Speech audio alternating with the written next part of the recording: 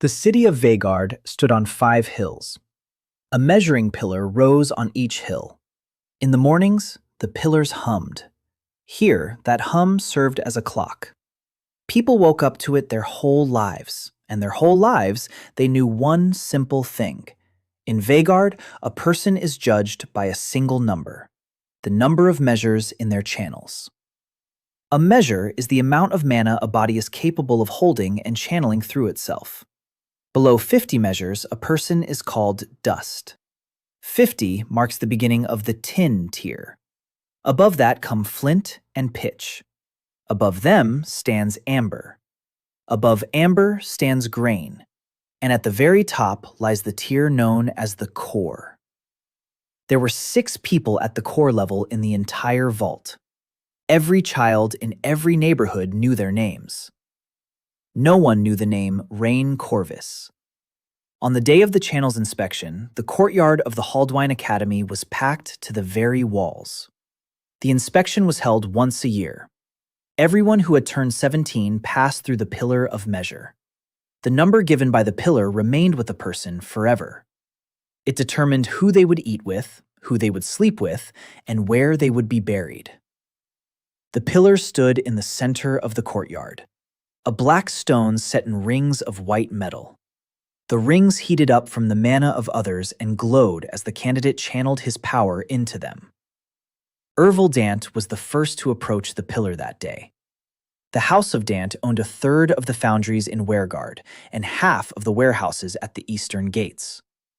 Ervil was handsome and knew it.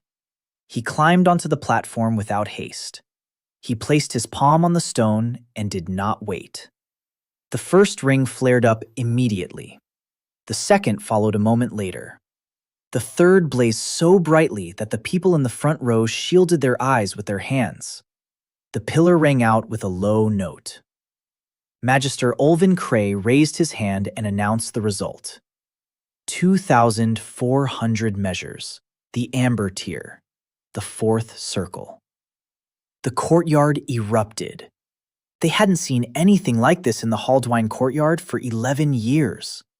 Women from the lower classes were shouting his name. Ervil turned to the crowd and spread his arms wide. He said that this was only the beginning, and that by the time he was 20, he would enter the Colonel. Magister Cray smiled at him the way one smiles at an investment that has finally paid off. The list continued. 300 measures. 190. 80. 52. The courtyard greeted each number with a steady rumble. No one laughed. In Viergard, they don't laugh at a number. They laugh at a number only once a year, when the one without a number steps up to the pillar. Master Cray looked down at the list and said a name. Rain Corvus. The courtyard fell silent before he had even taken his first step. Rain Corvus was 17 years and 3 months old. He was tall and too thin for his height. The jacket he wore had been altered from his father's. His father's name was Darren Corvus. His father was a channel reader for the Codex. He read others' channels and wrote reports. 6 years ago, he wrote a report that someone took great exception to. A month after that report, Darren Corvus and his wife, Ilsa, went to the Drain Chasm with an inspection squad. No one returned. The Corvus household was left with a debt for their son's education and struck from the registry. Rain climbed onto the platform. He placed his palm on the black stone. He waited. The court waited with him. The rings did not light up, not a single one. Magister Cray waited the prescribed quarter of a minute and announced the result. 0 measures. The court exhaled as one and burst into laughter. The laughter rolled in waves and seemed endless. Someone shouted that the pillar was broken. Someone replied that the pillar was fine and that it was Corvus himself who was broken. Ervil Dent laughed the loudest of all and clapped his hands above his head. Rain Corvus did not remove his hand from the stone. He wasn't looking at the crowd. He was looking at the rings, at the third one from the bottom. It was duller than the rest, and a thin, dark stripe ran along its edge. He turned to the magister and spoke calmly and quietly. He said that the next candidate must not be allowed to proceed. He said that the third ring was overheated and that it would absorb residual mana from the previous contestant. He said that the pillar would show at least 200 extra measures and that the reading would be false. Cray looked at him the way one looks at a dog that has spoken in a human voice. He asked if Dust would like to teach the Codex how to read the pillars. Rain replied that he didn't want to. He said he'd simply been reading debugging journals for 6 years straight because he couldn't afford any other books. The courtyard erupted in laughter again. Cray waved his hand at the overseer. The overseer called the next person forward. A girl from the junior house named Tessa Earweed stepped up to the stone. Tessa had never had more than 100 measures. She channeled power longer than anyone else. The rings went off one after another. The pillar chimed and settled at 306. The courtyard fell silent for the second time. Tessa Earweed wept with joy and was led down from the platform. Magister Olvin Cray stood watching the third ring. A thin, dark streak ran along the edge of the ring. He ordered the trial to be halted and the technicians summoned. He did not look at Rain even once. The technicians arrived an hour later. An hour and a half later, they confirmed that the third circuit had overheated and wrote off 211 excess measures. Tessa Earweed's result was revised to 95. She was now crying for a different reason. And Rain Corvus remained standing at the edge of the platform. During that time, he was mentioned twice. The first time was when his name was crossed off the list of students admitted to the second year. The admission threshold for Haldwine was 90 measures. He had 0. They crossed him off without announcement. They simply drew a line through his name and turned the page. The second time he was mentioned was when the review ended. Master Cray stepped onto the platform with 2 sheets of paper in his hand.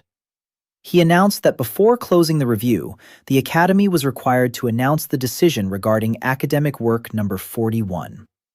The paper was titled, "The Behavior of Residual Mana in Cold Circuits."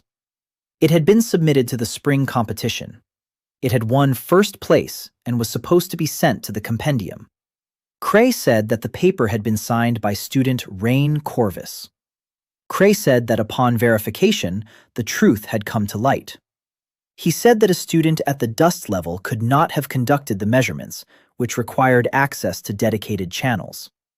He said that the signature had been deemed a forgery. He said that the true author was recognized as student Solon Earweed, who had actually conducted those measurements. The courtyard buzzed with murmurs. Rain looked up. Solon Earweed was standing at the bottom step of the platform.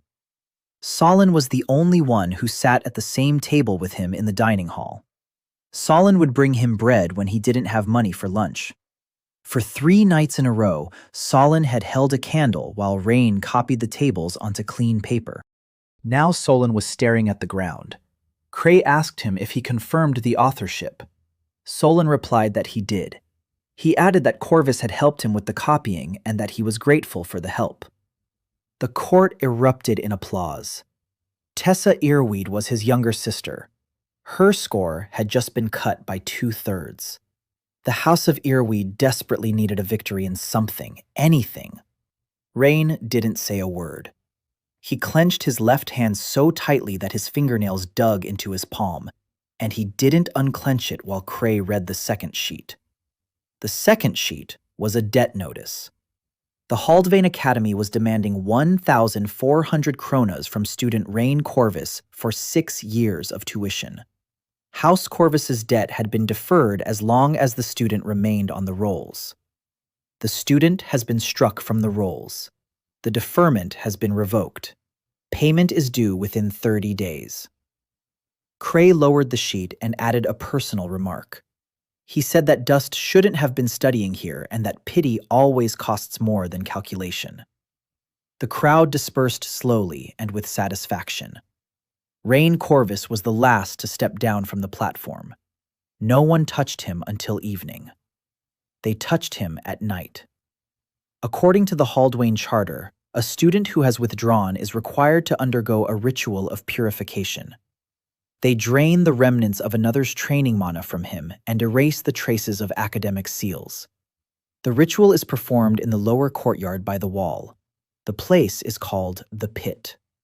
Usually, 2 overseers and 1 magister are present at the ritual. That night, 40 people stood in the pit. Ervil Dent had brought everyone he could find. He announced that the rite of emptying performed on an empty vessel was a sight worth seeing.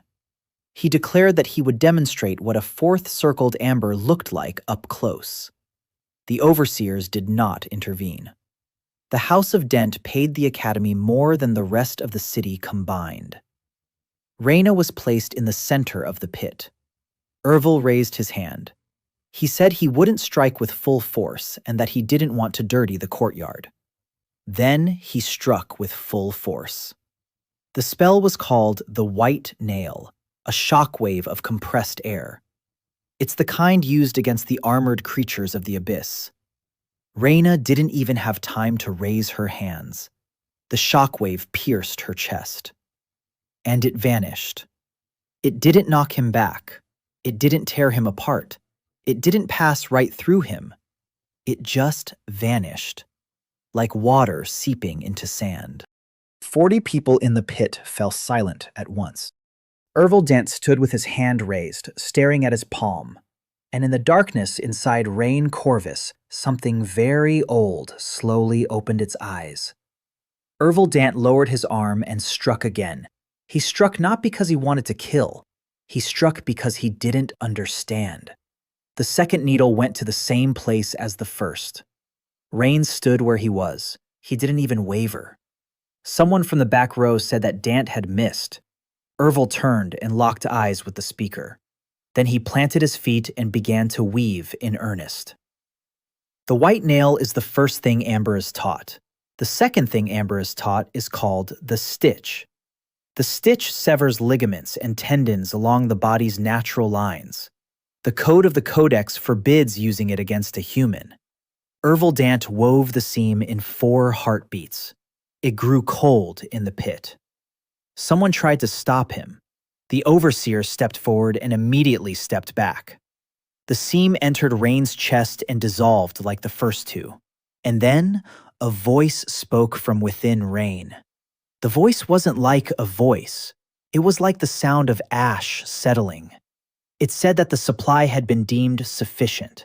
It said that the carrier had been accepted. It said that the other side was opening. Rain saw it inside himself as one sees with closed eyes. In the place where people have their core of channels, he had a hole. All his life, the doctors of the vault had written a single word in his medical record: empty. The doctors were wrong. It wasn't empty. Something black and very dense was coiled there. It was the size of a fist. Cracks ran across it, and a dim red light burned within the cracks. And it was hungry. The other side explained 3 things and said no more. First, the core absorbs any mana directed at the host. Not mana diffused in the air, not foreign mana at all. Only the mana that flows into it. The fiercer the blow, the more sustenance it provides. Second, every unit of absorbed mana remains. It flows into the channels and permanently expands their walls. The expansion causes pain, and the body must endure it. If more is poured in than the body can hold, the channels will rupture. Third, if enough mana of a single element is absorbed, its imprint is etched into the core. The imprint can be spent to strike with a foreign element, but the supply is finite. Once spent, the imprint fades. And there was a 4th thing that Iznanka called not a gift, but a condition: hunger. The core must eat, at least once every 9 days. If there is no food, the core takes what it needs. It begins to consume the carrier's channels, then his blood, then everything else. Iznanka said that the first countdown had already begun. Rain Corvus stood in the pit and laughed. He laughed for the first time in 6 years. 40 people looked at him and didn't understand a thing. He raised his head and looked at Ervil Dant. He said that Ervil had held back. He said that Fourth Circle Amber was very boring. He said that if Dent knew anything else, now was the time to show it. Ervil Dent turned pale. His face had been known in this city since birth. It had never looked like that before. He wove a third spell, and this was no longer a training sequence. It was a branch, a discharge in 7 directions. The branch is listed in the Codex as a second-tier combat spell. Ervil poured everything he had into it. It bathed the courtyard in white light. The discharge entered Ran through 7 channels at once, and then it finally snapped him in half, not from the impact, but from what was happening inside. A person's channels are thin conduits. Their walls thicken over the years. In Rayan's case, they had never grown. Now, so much energy poured into them at once that the walls began to crack. It was like pouring boiling water into a frozen pipe. He fell to his knees. Blood trickled from his mouth. He didn't release a single measure. Iznanka counted aloud. 100, 200, 300, 400. At 400, she said the body had reached its limit. At 400, Ervil Dent severed the branch himself. He severed it because he was afraid. He didn't understand exactly what he was afraid of. He simply took 3 steps back and lowered his hands. It was quiet in the pit. Rayan Corvus rose from his knees. He wiped the blood away with the back of his hand. He raised his right hand and looked at it. White threads ran along his fingers. The imprint of a discharge. The first one of his life. He didn't know a single spell. He didn't need to know. He simply unclenched his fingers. The white thread shot across the courtyard and shattered the stone bench against the wall. Shards flew as far as the back rows. 40 people rushed toward the exit all at once. Ervil Dent was among the first to run. Rayan didn't touch him. He wasn't looking at the people. He was looking at his hands. The inner voice said the discharge reserve was depleted. The imprint faded. She said the whole thing had taken 8 heartbeats. She said it would always be that way until he learned to store energy. Half an hour later, Tata Vilain arrived at the pit. Tata Vilain had taught his class for 4 years. She was one of those teachers who neither hit nor praised. She had filed his personal file away that very evening and signed the expulsion form with her own hand. Now, she had brought a small measuring hoop with her. These are used to test children's channels. She placed the ring on the ground and ordered him to step inside. She said she was doing this only to close out the incident report. She said she was certain of the result in advance. Rain stepped into the ring. The ring lit up immediately. Tata Vilain watched as the metal changed from yellow to white. She watched for a very long time. Then she sat down right on the stones of the pit, right there in her senior instructor's uniform. She said one word, and it wasn't a number. She said that couldn't be. The ring showed 310 measures. In the morning, the entire courtyard laughed at him for 0 measures. 6 hours later, he had 310. Tata Vilain asked how long it had taken. Rain replied that it had taken about a minute. She asked what he had been doing. He replied that he had been standing. She stood up and shook out her cloak. She said she had to record this in the log and that as soon as she did, his life would be over. She explained why. Within the Codex, there is a department that deals with people whose channels grow contrary to the rules. The department is called the Third Table. People are taken there once. They never come back. She said he had until morning. She said she'd write the report at dawn because she wasn't going to break her back for his sake. Then she added one more thing. She said that the conclusion regarding the forged signature on document number 41 wasn't written by the Academy. It had been sent from the city. She said the document had arrived bearing the seal of the House of Dante. Rain left the pit through the lower gate. He didn't go to the dormitory. He was no longer registered at the dorm. He walked through the nighttime streets of Viergard and listened to the hum of the measuring pillars on the hills. He wasn't thinking about Dante or Cree. He was thinking about the number 30. 30 days until the debt of 1,400 krone. And about the number 9. 9 days until the core starts to consume him. The second number was worse than the first. Debt takes away freedom. Hunger takes everything. He sat down on the parapet by the old bridge and tried to do the math. To feed the core, he needed blows. To get blows, he needed enemies. He now had a great many enemies, and that was the only good news of the day. By morning, he had devised his first move. And around the same time, on the other side of the city, in a house with black roof tiles, a man awoke. A man who was roused for only one reason. Gerhard Dant was the head of House Dant and held the rank of the Grain. He was informed that his nephew had returned from the academy without his cloak and was unable to speak. He was told that in the courtyard of Haldwine, a student of the dust rank had swallowed a branch whole and remained standing. Gerhard Dant listened to the report until the end. Then he asked if the student was alive. He was told that he was. Then he said that this was a mistake and that the mistake must be rectified before it was reported in the codex. He set a deadline, 3 days. Rain's first move was simple. He didn't try to hide.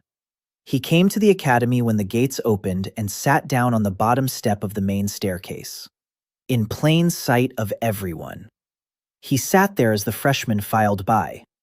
He sat there as the faculty walked by. He didn't speak to anyone. He just sat there and waited for the news to reach those it was meant to reach. The news spread faster than he'd expected.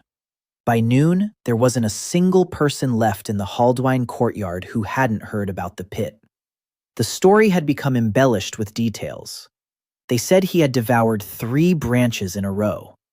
They said he had drained Dant dry and that Dant was now tin. They said he was cursed and that he should be burned at the eastern wall. Magister Olwyn Cray came out to see him at the 3rd hour. He did not come alone. Rector Gunther Molve followed behind him. The students saw Rector Molve twice a year. Molve spoke first, and his tone was very gentle. He said that the academy had acted hastily yesterday. He said that the decision regarding case number 41 would be reviewed.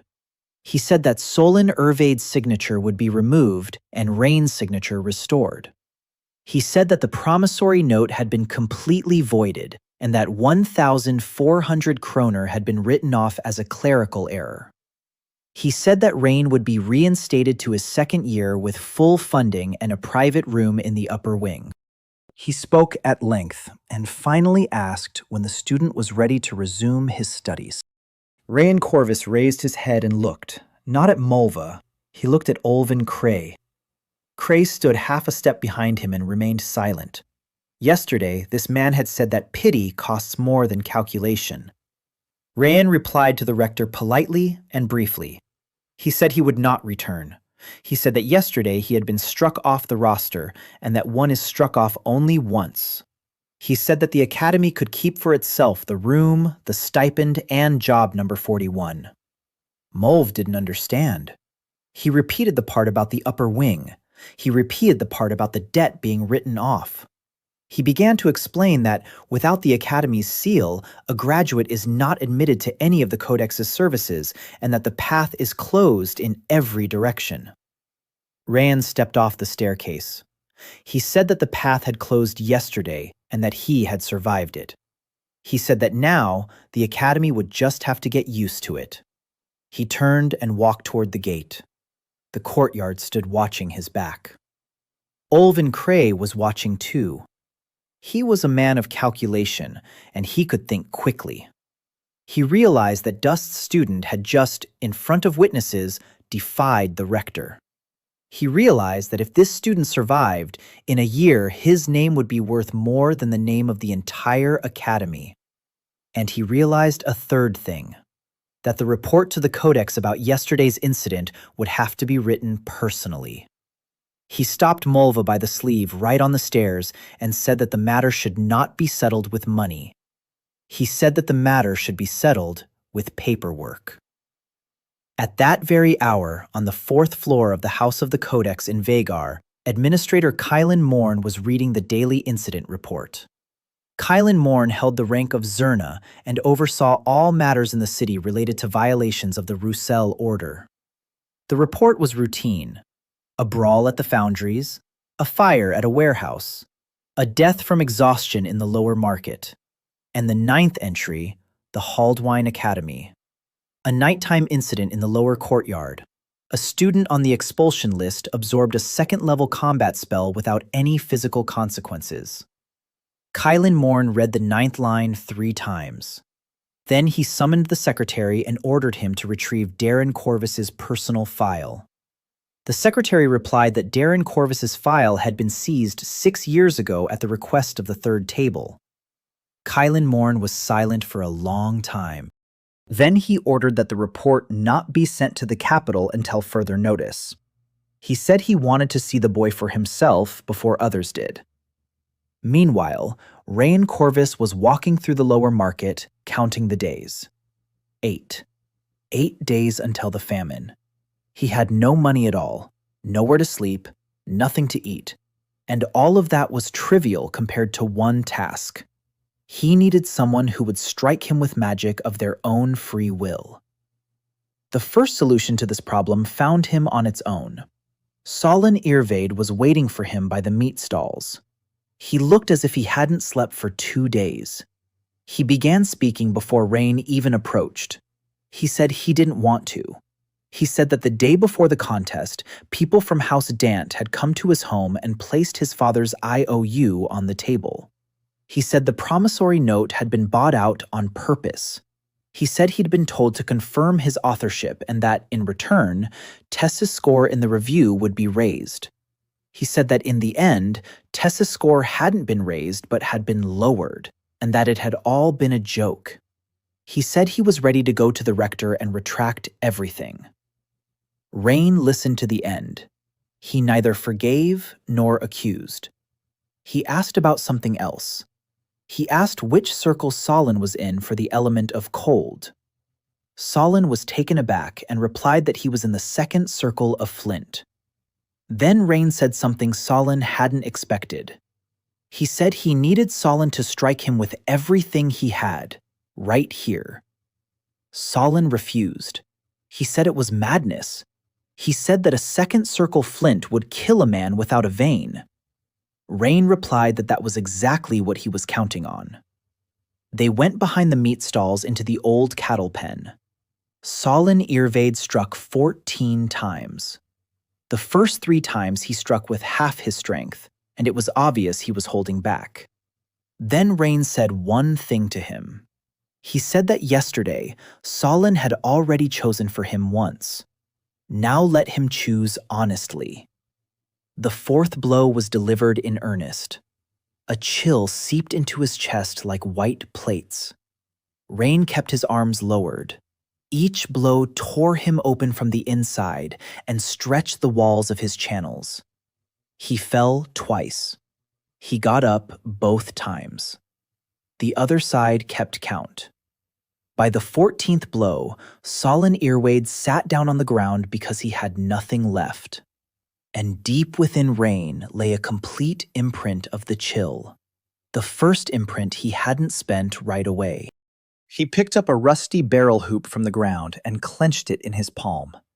The hoop frosted over and crumbled into black dust. Solon watched this from below.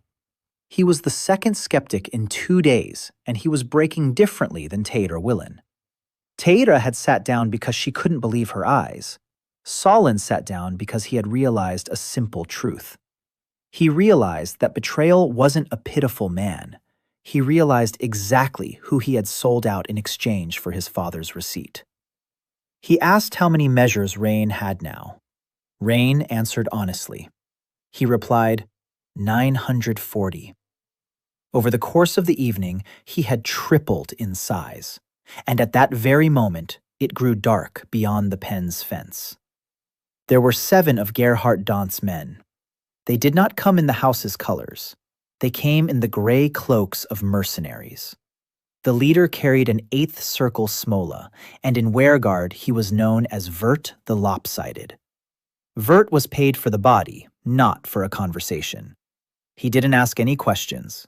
He raised his hand and the 7 struck simultaneously. 7 blows struck a single point. That's how they strike when they want to ensure no body remains for identification. Fire and cold and stone and 3 discharges and 1 seam. The pen was completely leveled. A pillar of dust rose higher than the rooftops and could be seen from the market square. Vert Kosoy lowered his hand and ordered a check. 2 men walked into the dust. They never emerged from it. Rain Corvus emerged. He walked slowly. Black crumbs were falling from him. His jacket had burned away to his waist, and his chest was visible beneath it. Dark lines radiated from his heart across his chest. They were moving. He raised his right hand, and a flame sat in his palm.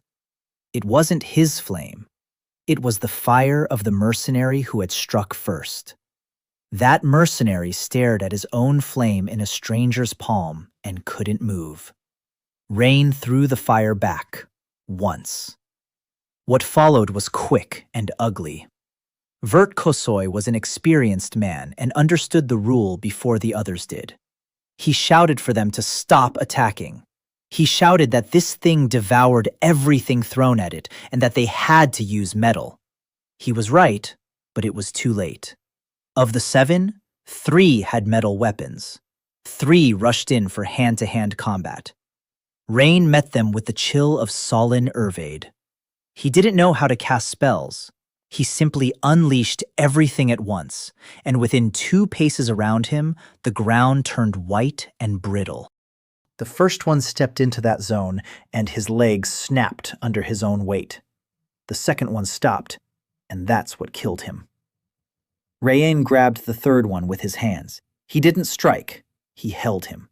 And as long as he held him, the core drew out of the opponent everything he was trying to raise for defense. The man in his hands grew lighter before his eyes. Vert the Lopsided slipped away over the fence, and no one chased after him. By evening in Veergaard, they were counting the unkilled. In Veergaard, they were counting the witnesses. There were about 200 people near the meat stalls. Half of them had seen it with their own eyes. 2 hours later, the story reached the house of the Arch. 3 hours later, it reached the house of Dant. Gerhardt Dant didn't wait until morning. He came himself. He arrived at the square by the lower market while the stones had not yet been cleared away.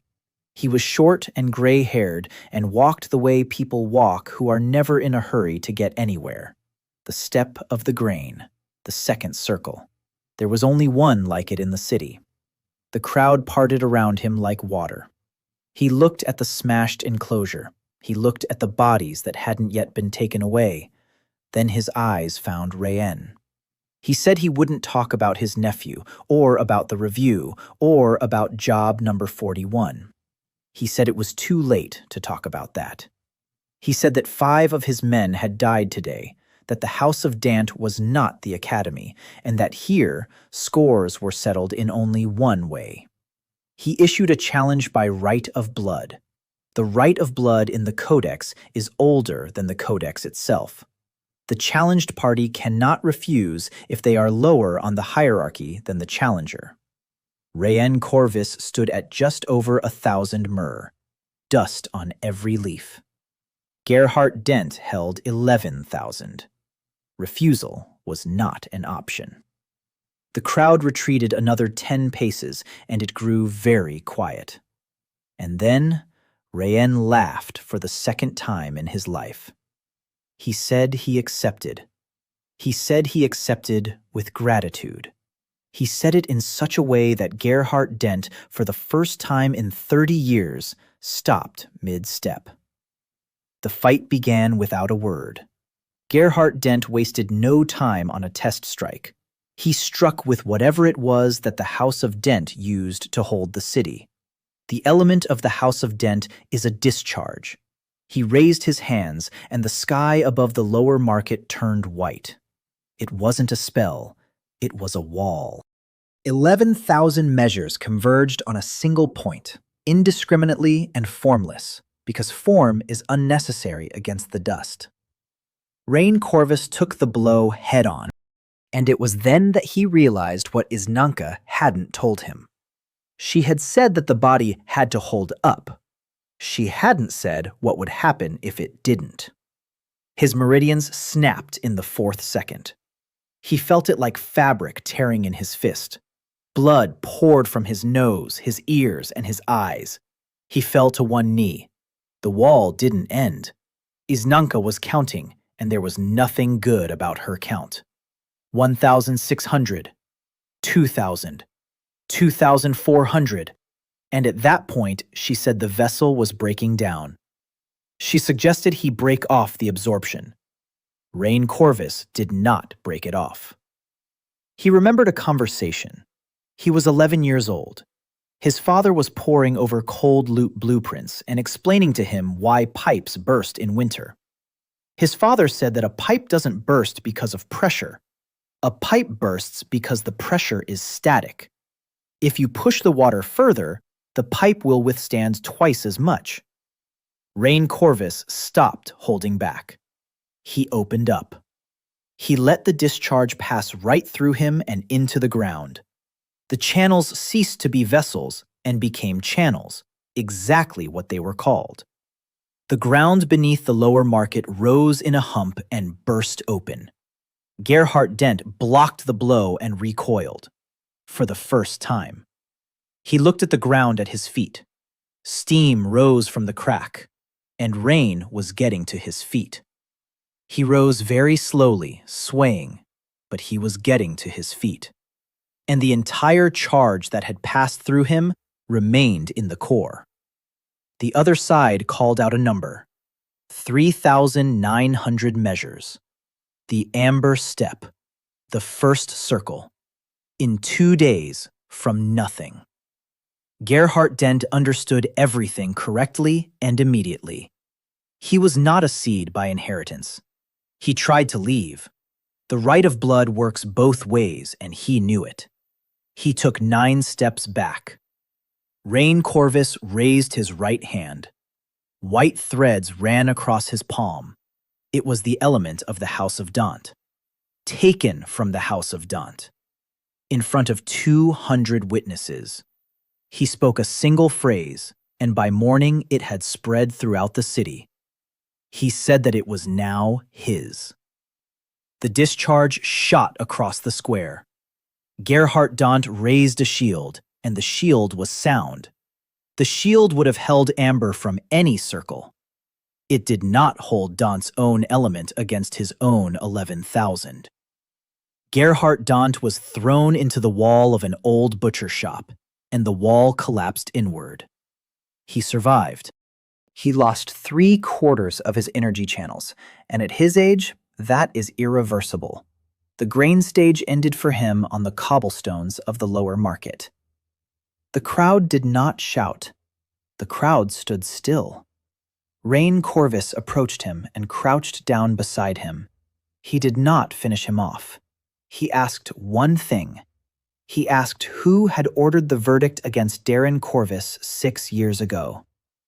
Gerhardt Dent looked up at him, and in his eyes there was neither fear nor malice. There was only weariness. He replied that it wasn't him. He replied that the House of Dent had merely been carrying out orders at the time. He replied that the order had come from above, and that the document had been delivered in a sealed box bearing 2 seals. He said that the second seal was that of the 3rd table. And he added one last thing. He said that it would be better for the boy to die here today, because now they wouldn't be after him for money. An hour later, people dressed in gray with gold thread arrived at the square, the council. They were led by the administrator, Kalen Morn. He did not arrest anyone. He walked around the crack. He looked at the broken bench. He looked at Rain. He said that by the rules, he was obligated to take him into custody and send him to the capital on the very next wagon train. He said he wouldn't do that. He said that instead, he was giving him 1 night and 1 address. He said that a man lived in Vagar who had been reading the channels 40 years ago and still reads them to this day. He said that if this man didn't step in, then in 10 days, Rain Corvus would die from his own height, and there would be no need for the 3rd table. Rain asked why the Archon of the Codex needed this. Kalen Morn replied that 6 years ago, he had signed an order for an inspection squad to be dispatched to the Drain Gap. He replied that he had signed it without reading it. The address led him to the western slope, where the cobblestones ended and the foundrymen's courtyards began. The house was the last one standing right by the water. It was a long, single-story building with no sign. The door opened before he even knocked. Standing in the doorway was a woman in her 70s, wearing a leather apron with her sleeves rolled up. Her arms bore old burn scars from her wrists to her elbows. She looked at his chest, then at his eyes. Then she told him to come in and not to step on the threshold because she'd repaired it last month. Her name was Olda Ferenn. 40 years ago, she had been a senior reader of the streams at the Codex. 31 years ago, she'd been struck off the list. She didn't explain why, and he didn't ask. She sat him down on a stool in the middle of the workshop. The workshop was crammed with hoops, measuring rims, and dismantled pillars. She walked around him twice. Then she placed her palms on his chest and held them there for a very long time. When she removed her hands, her face was gray. She said she had seen this once in her life and that the person had lived for 6 days afterward. She explained to him what the other side had failed to explain. The core is growing the channels faster than anything else is growing. The walls are already holding amber. The nodes, the interweavings, and what the readers call the mouths have remained at the dust level. She compared it to a river for which a new bed had been dug, but whose mouth had been forgotten to be widened. She said that during the next major absorption, the mouths would not hold. She said that then the mana would flow not through the channels, but through the flesh. She said that this was not death, but worse. Rain asked if it could be fixed. Olda Ferenn replied that it could. She said that there were 7 people in the country who knew how to widen the mouths, and that 6 of them served the vault. She said that the 7th was cooking soup right behind him. Then she named her price. She said she didn't accept money. She said she accepted work in return. She said he would become her apprentice and that her apprentices work for 2 people's share. She said that 31 years ago, a man with widened mouths left her workshop, and that a year later, that man killed 19 readers of the Codex, including her husband. She said she's still paying for that man's actions. She said that if Rain Corvus were to down the same path, she wants to know about it and wants to be able to settle the matter herself. He agreed. The work began that very night and took 9 days. Everything that happened during those 9 days would take a long time to describe. It's worth remembering 4 key moments. The first, the 3rd night. Olda Ferenn places a cold ring on his chest and cuts the orifices with a thin needle from the inside, without anesthesia, because anesthesia puts the channels to sleep. He doesn't scream. He breaks off the edge of a wooden block with his teeth, and the block is then burned. Second, the 5th day. He carries 200 poods of scrap metal from the workshop to the shore, because Olda said that the flesh of the body must catch up with the channels. He falls 4 times. He carries it all. Third, the 7th day. Hunger. The 9th day without food for the core is drawing to a close, and the core begins to eat him. Olda Feren beats him herself. The old woman of the steppes of resin beats him with fire in her own workshop and yells at him to swallow evenly. He swallows evenly. The core calms down. She sits on the floor and remains silent for a long time. 4th, 9th day. He goes out into the courtyard at dawn and places his hand on the water in the barrel. The water freezes and cracks. He holds 2 imprints at once and neither fades. Olda Feren watches this from the doorway. She wipes her hands on her apron and says that in 31 years, this is the 2nd time in her life she's been wrong. She was the 3rd skeptic and she broke down, not like Tara Villain and not like Solon Ervade. They couldn't believe their eyes.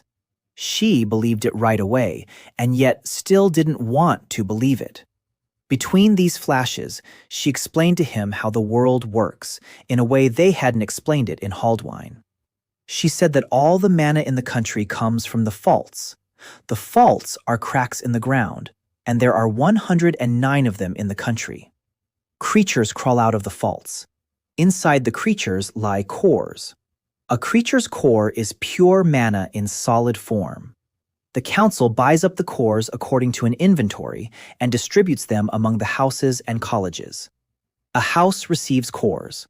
A house raises its own. Its own grow and take more cores.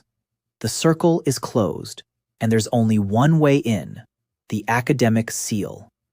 She said that's why he has no way whatsoever to grow legally. No cores, no seal, no house.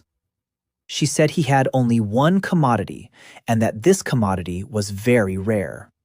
She said he was the only person in the country who could be beaten as much as anyone wanted and who would only grow stronger from it. She said that such a commodity wasn't bought with money. Such a commodity was taken. On the 9th day, Kylan Morn arrived at the house on the western slope. He came alone and without the cloak of the arch. He placed 2 sheets of paper on Olda Feren's table. The first sheet was a copy of the report sent to the capital. The report on the incident in Haldwine and the battle at the lower market had been sent 4 days earlier. It was not sent by Kaelin Morn. It was sent by Magister Olvin Cray, signed by Rector Hunter Mulva. The second sheet was a reply from the capital. The reply had arrived that morning. The third table informed the House of the Arch in Veergard that an investigator was on his way. The estimated time of arrival was 40 days. Kylan Morn said that 40 days was all they had. He said that when the third table's investigator arrived, Rayen would have exactly 2 options. The first option is the capital and the laboratory, from which one never leaves. The second option is to attain a status such that it would be impossible to take him away without a hearing. Rayen asked how one attains such a status. Kylan Morn replied with a single word: selection. He explained, once every 3 years, the Codex holds an open selection process for the inspection colleges. Candidates are admitted to the selection process without an academic seal because people don't go to the fails for their looks. Those who pass the selection receive a service name and a Codex personal file. The third table does not take a person with a personal file without a hearing. They are taken only after an inquiry and with the signature of the Supreme Administrator. Olda Feren laughed, and it was unpleasant to hear. She said that more people had died during the selection process over the past 9 years than in 3 Provol. She said there were no rules and no judges, and that the houses submitted their own people in lists. Kylan Morn didn't argue. He said there was no other way. He named the place and the date. This year's selection is taking place in Drain, in 40 days. And he said one last thing. He said there were 2 names on the list of participants from House Dant. The first name was Ervil Dant. He didn't read the second name. He simply turned the page. Rayen Corvus looked at the second name and sat down for the first time in 9 days. Second on House Dant's list was a man named Darren Corvus. He sat on a stool and stared at the second name. Olda Feren cleared the bowl from the table. Kylan Morn didn't rush him. The only sound in the workshop was water running behind the wall. Darren Corvus, 44 years old. That's what it said on the House Dant list. Rayen looked up and asked where the list had come from. Kylan Morn replied that the houses submit the selection lists and that copies are filed with the House of the Arch. He said the name had been added 4 months ago. He said he hadn't checked anything other than the letter. He said it wasn't his job to check other people's names. Olda Feren said that a name isn't a person. She said there were 3 Corvus in the Vigar Guard, and none of them were related to each other. She said the boy was being baited, and that he'd already taken the bait. Rayen replied that he knew that. He said he'd go and check anyway. The House Dant ledgers were kept in the office at the eastern gate. The office opened at dawn. Rayen arrived at dawn. They let him in without a word because, after 4 days, everyone in town recognized his face. The scribe's name was Helm Ost. Helm Ost kept the ledgers and had been sitting at that desk for 22 years. He listened to the question and said that the procurement registry was not available to outsiders. Then he looked at the crack in the square outside the window. The crack had not yet been repaired. He opened the book himself. The entry was brief. Darren Corvus, accepted into debt procurement 4 years ago. Place of acceptance, Drain Outpost. Basis, debt redemption according to the Codex inventory. No channel status listed. Suitable for transport and escort. Rayen read the entry twice. Then he asked what suitable for transport meant. Helm Ost didn't answer right away.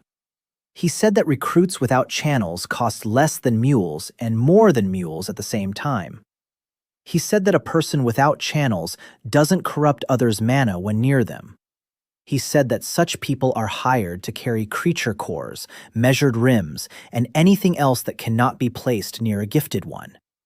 He said that they are listed separately on the selection lists, not as participants, as equipment. Rayen Corvus closed the book himself. He thanked the scribe and left. He stood outside for a very long time. For 6 years, he'd been told that Drin's entire squad had been wiped out. For 6 years, he believed it. 4 years ago, a man bearing his father's name was bought at the Drin outpost like a piece of property. Gerhardt Dent lay in the upper house on the west side. He'd been carried there from the lower market and hadn't been moved since. Reyna was let in, and no one tried to stop him. In 3 days, the House of Dant had lost its head, half its people, and all its influence in the city. Gerhardt Dant listened to the question while lying down. He replied that he didn't recall such a record and that the steward handled the purchases. The steward's name was Marvin Holt. Gerhardt Dant said that Holt had managed the house's affairs for 20 years and that he was the only one who knew where every krona of the house's money was kept. He said that Holt had left for Drain 9 days ago. He said that Holt had taken all of the procurement ledgers with him. He looked at Rain and added one more thing. He said that Holt had left 2 days before the market fight. He said that 2 days before the fight, no one knew about it yet. Rain left the upper house and began to calculate. There were 36 days left until the tryouts. The journey to Drain took 14 days by caravan. For the journey, he needed money for food, a spot in the caravan, and a pass through 2 checkpoints. He had nothing. The debt of 1,004 crowns had been written off by the academy on the 2nd day, on its own initiative and without being asked. That was the only thing they'd taken from him and then returned. Olda Feren told him the figure, 60 crowns for the journey and for equipment along the lower border. She said that a man with a seal or a man with a knife could earn 60 crowns a month in Viergard. She said he had neither one nor the other. She said he had only one commodity. Rain replied that that was exactly what he was thinking. He went to Drana Yam. Jernaya Yam stood near the foundries, where those who were no longer given work fought for money. The owner of Yam was named Bran Osget. Bran Osget was fat and calm and carried a seventh circle flint. He listened to the proposal, but didn't understand it at first. Rain repeated himself. He said he wouldn't fight. He said he would just stand there. He said anyone who wanted to could hit him with magic as much as they wanted and however they wanted. He said he'd charge 2 crowns per bet. Bran Osket laughed so hard he started coughing. He said that for 2 crowns in his pit, a man's spine gets broken, and that a spectacle featuring a broken spine sells better. He asked how long the boy planned to stand there. Rain replied that he'd stand as long as they were willing to pay. Bran Osket said he'd give him 1 evening, and that after that evening, they'd carry him out feet first and he'd owe nothing. The first evening was short. The first to pay was a mason from Olav, who fired a shot. The shot lodged in his chest and didn't come out. The mason demanded his money back. The second to pay was a pit fighter from Smola in the 4th circle and struck 9 times in a row. On the 9th strike, he sat down. The third in line stepped up, and the line didn't end until midnight. Bran Osket counted the money in the corner and hadn't laughed since the middle of the evening. What followed were 30 days, and they're worth remembering in 4 segments. First segment, the 6th day. At the drained pit, the stakes have risen to 5 crowns, and people are still standing there until morning. People don't pay to win. People pay to see their own strike through someone else's eyes. Bran Osket stations a second counter at the entrance because the first one can't keep up. Second segment, day 11. Olda Feren forbids him from going into the pit 3 evenings in a row. She says the mouths can't keep up. She cuts them again. He breaks his second block. On the 4th evening, he goes in and holds 16 strikes instead of 9. Third cut. 19th day. 3 men arrive at the pit with Yantar and pay in advance for 40 rounds.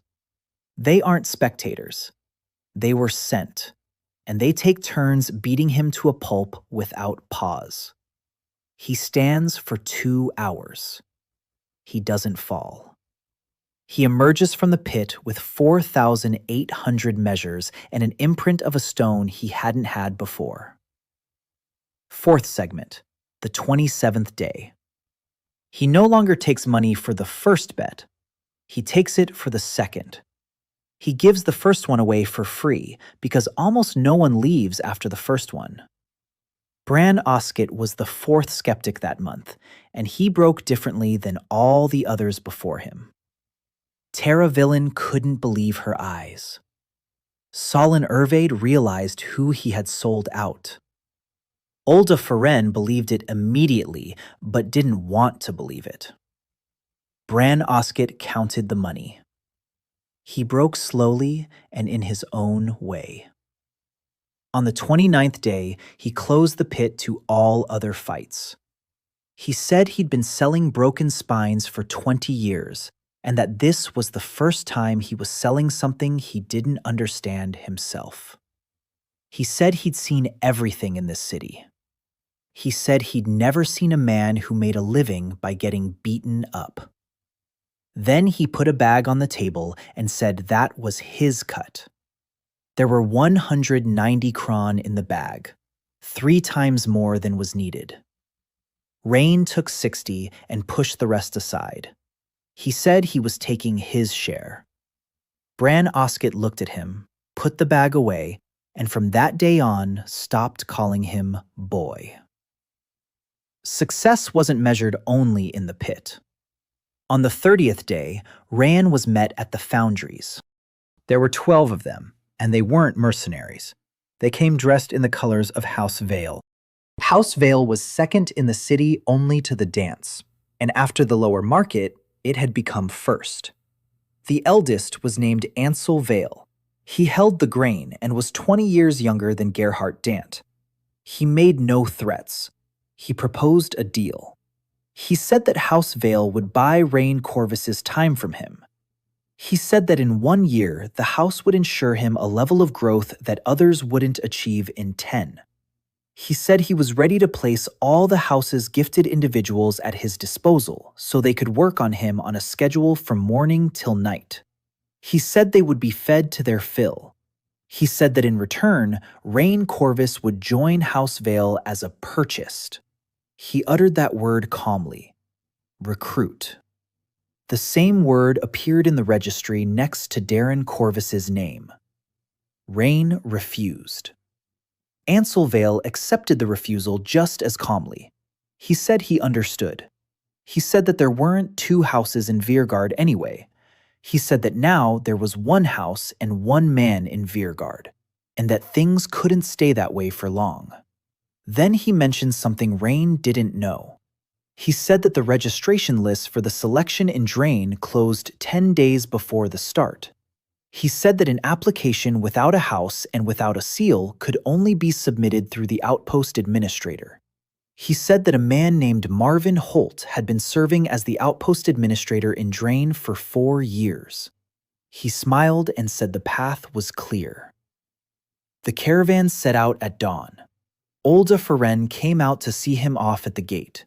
She handed him a bundle and told him not to open it until he reached Drain. She said she had widened the mouth of the bundle as far as Amber, and that beyond that point lay something she was unable to handle. She said that after 5,000 meters, he would become dangerous, not to enemies, but to those standing nearby. Solon Ervade arrived at the caravan a minute before departure. He was carrying a travel bag and wearing someone else's cloak. He said he had paid off his father's debt to Dom Dant with the money from the contest, and that nothing was keeping him at home anymore. He said he was going to Drain to apply for selection. He said he wasn't asking for forgiveness or for anyone to come with him. Rain looked at him and shifted over on the wagon. Kalen Morn caught up with the convoy on horseback at the second outpost. He didn't dismount. He said a second letter had arrived from the capital. He said the deadline for the third table's investigator's arrival had been shortened. He said that instead of 40 days, there were now 28 left. He said the investigator was not heading to Viergard. He was going straight to Drain. Kalen Morn turned his horse around and rode back toward Viergard without looking back. The caravan continued on. The journey to Drain took 13 days and is worth remembering in 3 segments. First milestone, the 4th day. The core is nearing its due date, and there's no one in the caravan to do the beating. Rayen pays 2 krone to the driver from Dust and asks for any kind of beating. The driver squeezes out 8 measures and cries from the strain. 8 measures aren't enough. That night, Rayen moves away from the campfires by 2 arrows flights, and Solon Ervade strikes him with frost until he collapses. Second scene, day 8. The caravan passes through a scorched strip 3 versts wide. This is where the small chasm was sealed off 2 years ago. The ground is white and dead, and nothing grows. The cart drivers cover their faces with rags and remain silent the entire length of the strip. Third scene, 12th day. At night, a patrol of 50 men from the direction of Drain passes through the camp. 19 of the 50 return. No one asks them anything. In the morning, the convoy follows their trail, and it is easy to follow because it is wide and dark. Drin opened up on the 13th day in the afternoon. It was not a city. It was an outpost for 8,000 men nestled in a basin between 2 mountain ridges. A wall ran along the edge of the basin but was not continuous. It consisted of separate towers connected by a rampart. In the center of the basin lay the chasm. Rayen had seen it from above, from the road. It was a crack about a verst long. Its edges were melted and glassy. Gray air rose from the fissure steadily and without wind. It did not disperse. It stood like a pillar all the way up to the clouds, and from above it was visible 2 days' journey away. Solon Ervade asked why the chasm wasn't sealed. The cart driver replied that sealing the chasm would cost more than everything they'd ever extracted from it. He replied that drain lived off the chasm, and that people here prayed not for it to close, but for it not to expand. The outpost was run by a steward. Applications for selection were submitted on the lower level of the eastern tower. The line had been forming for 3 days. Rayen and Solon joined the line that morning. By evening, they had reached the desk. It was not Marvin Holt sitting at the desk. A clerk was sitting there. The clerk accepted Solon Ervade's application and entered his name and second circle silicon. He did not accept Rayen Corvus's application. He said that an applicant without a house and without an academic seal could only be submitted with the administrator's personal signature. He said that the administrator received applicants on Wednesdays. He said that there were 11 days left until the selection, and that there was only one Wednesday in that period. He said that appointments with the administrator for this Wednesday had been closed since last month. He said this matter-of-factly, without looking up, and it was clear that this wasn't the first time that day. Rayen left the tower and looked up at the top tier. Lights were on behind the narrow windows there. Marvin Holt closed the door on him without looking at him or saying a single word. It was done cleanly. He had to spend the night in the lower city, right by the water. There, corners were rented out for half a krona a night. Recruiters also kept their operations there. In Drain, there was one job that didn't require a seal. It was called carrying out. Inspection collegiums would enter the chasm in squads and carry out the creature's cores. They didn't do the carrying themselves. Hired hands did. Payment was based on weight. The mortality rate on the carryout was so high that the recruiters took anyone and didn't ask for a name. On the third morning, Rayen signed up for the carryout. Solon Erweed signed up right after him, and Rayen didn't try to talk him out of it. The squad assembled at the western descent. There were 24 porters and 11 inspectors. The inspectors were commanded by a man named Garn Tavish. Garn Tavish carried Smola and had been going into the chasm for 11 years, a nearly impossible feat in Drain. He surveyed the newcomers and paused at Rayen. He asked him his step count. Rayen replied that his step count was about 5,000. Garn Tavis replied that Amber didn't work as a porter, and that Amberites traveled in squads, not as porters. He asked why Rayen wasn't in a squad. Rayen replied that he didn't have a seal. Garn Tavis said he understood everything, and that he'd seen hundreds like him. He said that a measure isn't strength. He said that a measure is a bucket. He said that what matters isn't how big your bucket is, but how fast you scoop with it and how firmly your feet hold you. He said that the abyss doesn't ask for a bucket. He was the fifth skeptic, and he didn't laugh once. The descent followed carved steps along a glassy wall. After 40 minutes, the daylight above had shrunk to a single point. An hour later, it vanished. The substance of the fissure itself glowed all around, and the light was dim and reddish. It was hard to breathe. Gray air rose from below, and manna hung heavy in it. This was precisely what Olda Feren had called spilled manna. The core didn't absorb it. The core absorbed only what flew into the carrier. Rain walked through that air for 3 hours and didn't get a single reading. The creatures began on the 5th level. The first ones were small, and the inspectors took them out on the spot. The cores were cut out of their heads with a knife. A creature's core was the size of an egg and felt warm to the touch. They were placed in crates, and the crates were hung on the porters. By the 7th tier, Rain was carrying 3 crates, and the total weight had exceeded 5 puds. And it was here that the fall revealed to him something he hadn't understood until then. The creature emerged from a side passage without a sound. It was as tall as 2 men and as wide as 4. It had no head in the usual sense. There was a bony slab, and jaws ran beneath it. Garn Tevish shouted a single word. Death! The inspector struck it once, and that was it. Fire, electricity, and stone entered the creature and fizzled out inside it like in wet sand. Rain recognized this. He'd seen it before from the perspective of his own body. The creature was built just like him. It fed on others' mana. It moved forward, and it became clear why they called it death, and why, in Drine, they didn't send out squads against such creatures. In the space of 4 heartbeats, it killed 3 inspectors without using any magic. It simply tore them apart. Rain fired a bolt at it because he wasn't thinking. The bolt struck the creature, and the creature grew faster. He realized his mistake before the bolt had even faded. He had fed her. Garn Tevish was shouting at the porters to head upstairs. The porters were leaving. Solon Earweed didn't leave. He stood by the wall and began unleashing cold, and the cold did the same thing the bolt had done. Rain knocked him off his feet and yelled at him to stop. Then he dropped the crates. He was left with whatever he had in his hands. He had nothing in his hands. And then he did the only thing he could do. He went at the creature empty-handed. He didn't unleash a single measure. The creature hit him with a slab, and he took the blow with his chest.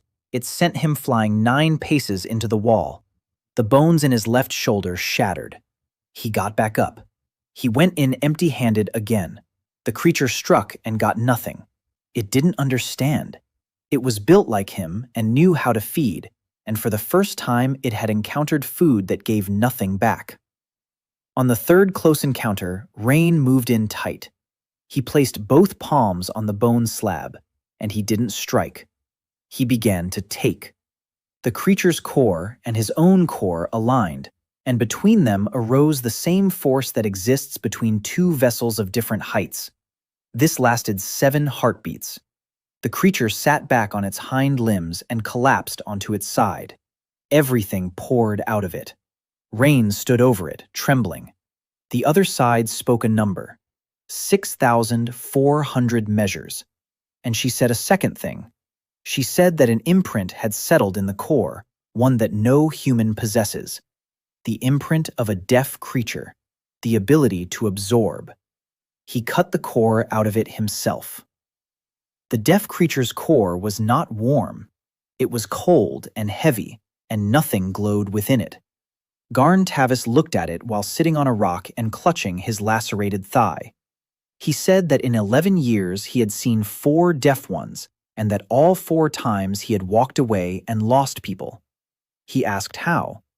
Rain replied that he had stopped giving. Garn Tavis was silent for a long time.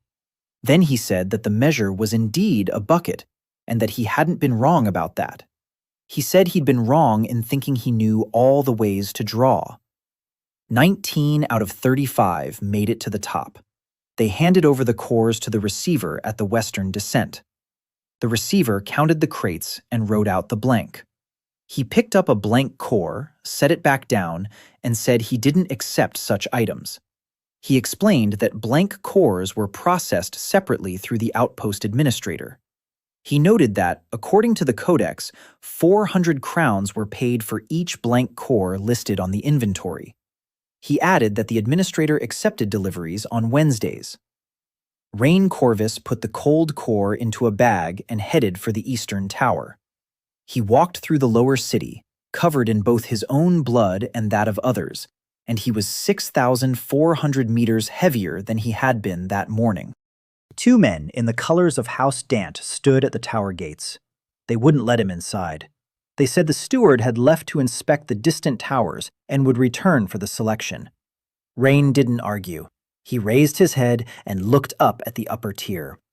Lights were burning behind the narrow windows. He did not leave the tower. He sat down on a rock opposite the gate and remained there until dark. Twice they came to chase him away, and both times they left of their own accord. By nightfall, it became clear that Marvin Holt could keep the door closed for all 11 days and that it would cost him nothing. Rain returned to the lower city by a different route. He wasn't thinking about the door. He was thinking about the cold core in the bag.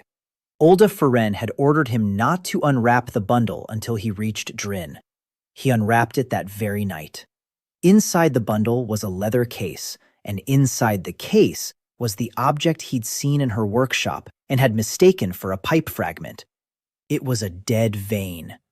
Olda Feren had included a 2-line note. She wrote that a person carries mana only within themselves, and that this is their limit. She wrote that a vein carries mana on the outside. She wrote that 31 years ago she had made 3 of these, and that the Codex was still searching for 2 of them.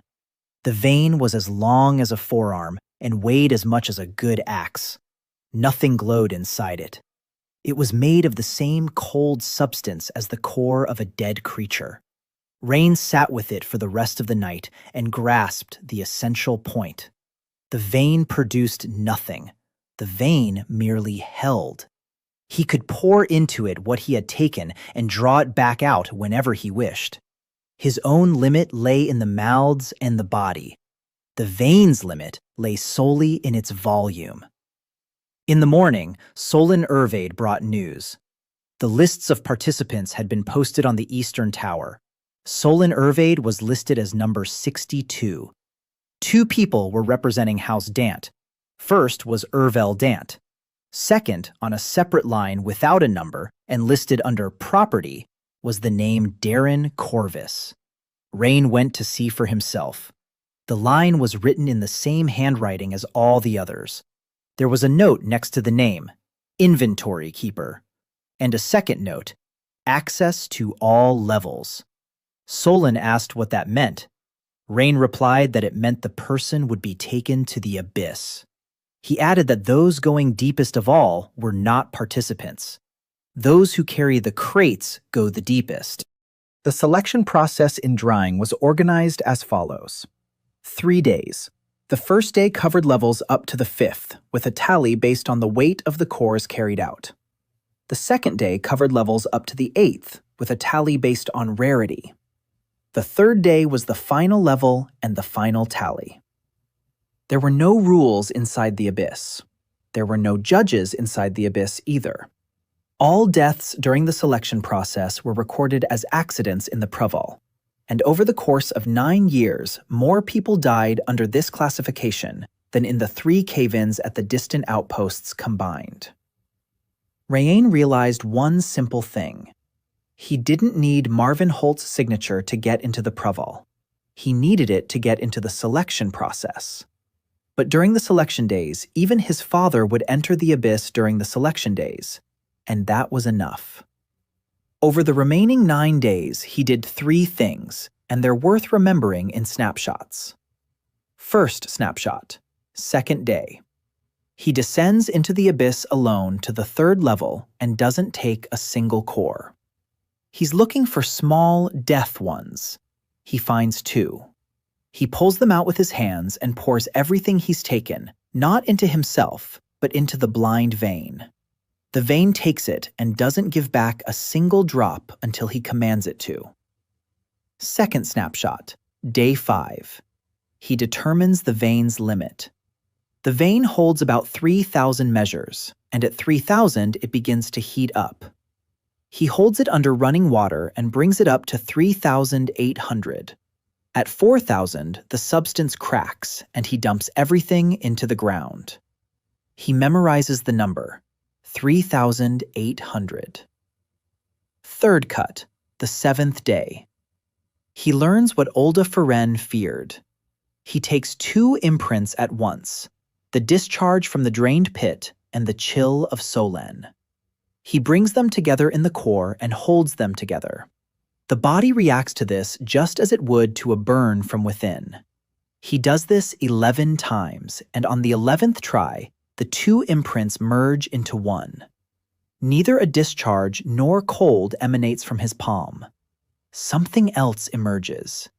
It strikes the stone, and the stone neither shatters nor melts. The stone becomes brittle throughout its entire depth and crumbles at the slightest touch. The other side calls this an alloy and says that an alloy cannot be stored. An alloy lives for exactly as long as he holds it, and it takes a toll on his body. Solen Ervade watched all of this for 9 days. On the 8th day, he couldn't take it anymore. He spoke plainly, without mincing words. He said that rain would burn up before reaching the 3rd tier. He said he'd seen his hands after the alloying and that the skin on his palms was peeling off in layers. He said that a person cannot be both a vessel and a cauldron at the same time. He said that Olda Feren had warned of 5,000 measures, and that now there were 6.5. He said that if Rain entered the chasm during the days of selection, it wouldn't be just his father who'd be carried out from there, but both of them. Rain replied briefly. He said that in 6 years, he had never once tried to do anything that could kill him. He said that for all 6 years, he had been dying slowly and for free. Solen Ervade was the 6th skeptic, and he broke down differently than the others had. The others had stopped believing. Solen had believed from the very beginning, and that was precisely why he was afraid. He broke down on the 9th day and broke down in the opposite direction. He came in that morning and said he was withdrawing his application for selection. He said he was signing up as a porter for the first day squad. He said that a participant goes as far as the 5th level, while a porter goes wherever he's sent. He said he'd be more useful down there than in the weight count. Rain tried to stop him. Solen replied that he wouldn't let anyone choose for him a second time and that he was making this decision for himself. On the eve of the first day of selection, Marvin Holt finally opened the door. He opened it himself and invited Rain to come in. The manager of House Dant was nearly 60. He was lean and polite and spoke softly. He said he was glad to finally meet the man who had been the subject of articles in Vergard for the past 3 weeks. He said he apologized for the delay in receiving him. He said he was ready to sign the selection authorization right away. He placed the sheet on the table and pushed the inkwell closer. Then he stated the condition.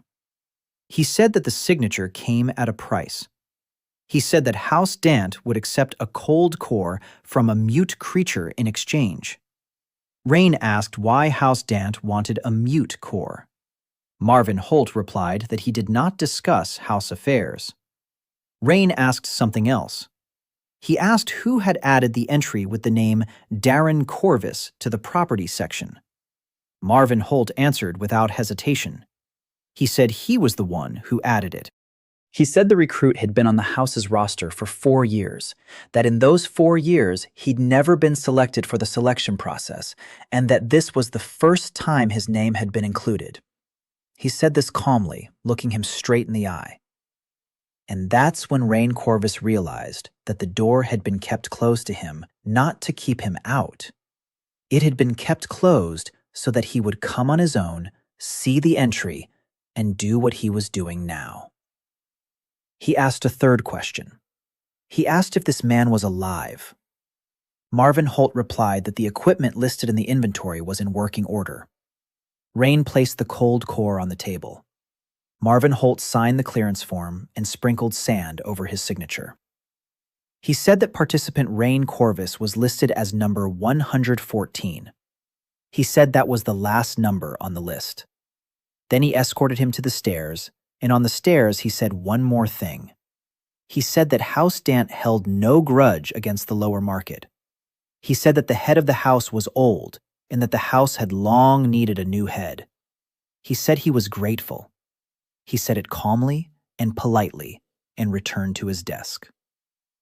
Rain left the tower with the signed sheet. He traded a core worth 400 krone for it. In exchange, he received number 114 and the right to enter the abyss along with the person listed as his equipment. And it wasn't until he reached the lower city that he realized what exactly he hadn't asked. He hadn't asked why the House of Dant needed a second person on the list if Ervil Dant was listed first. He ran back to the tower. The lists on the eastern wall had been rewritten over the course of the evening. 7 people were now listed from the House of Dant. Ervil Dant was listed second. First on the list was a name that hadn't been there that morning: Ansel Vale. He read the list 4 times. Ansel Vale, Ervil Dant, and 5 others whose names meant nothing in Drain but meant everything in Veergard. 2 houses had entered the selection process on a single list. Nothing like this had ever happened in the outpost's history. Rain stood by the wall and finally pieced the whole picture together. Ansel Vale had offered him a deal and been refused. Marvin Holt had held the door and lured out the core. House Dent was left without a head and without influence. House Vale gained everything in Vagar, except for one thing. Rain recalled Ansel Vale's words at the foundries. He had said that there was now only one house and one man in the city, and that this situation could not last long. The first day of the selection began at dawn. 114 participants lined up at the western descent. There were more than 300 porters. Standing separately at the very edge were those who had been led there according to the inventory list. There were 9 of them. They were not lined up. They were simply placed off to the side under supervision. Ryan spotted him immediately and could not believe his eyes. The man was 44 years old and he looked 70. He was gray-haired and very thin, standing perfectly straight. He wore a harness for carrying crates on his shoulders. He looked straight ahead and didn't look at anyone. Ryan stepped toward him and was stopped by a pole. The outpost commander announced the conditions for the first day. Tiers up to the 5th. Scoring by weight. Return before sunset. Anything carried beyond the quota counts toward personal score. Then he announced the second rule, and this was the very reason everything was being done. He announced that, under the open scoring rule, participants were not protected from other participants. He announced that responsibility for any deaths inside the abyss lies solely with the abyss itself. He stated this plainly, and everyone understood. The descent took a long time. On the 3rd tier, the group split up. Ryan walked alone because no one had joined him. By the 4th level, he had taken 8 cores, which was standard. By the 5th, he had taken 6 more. And on the 5th level, they met him. There were 7 of them, and they were standing across the passageway so that it was impossible to go around them. Ansel Vale was in front. Behind him was Ervil Dant.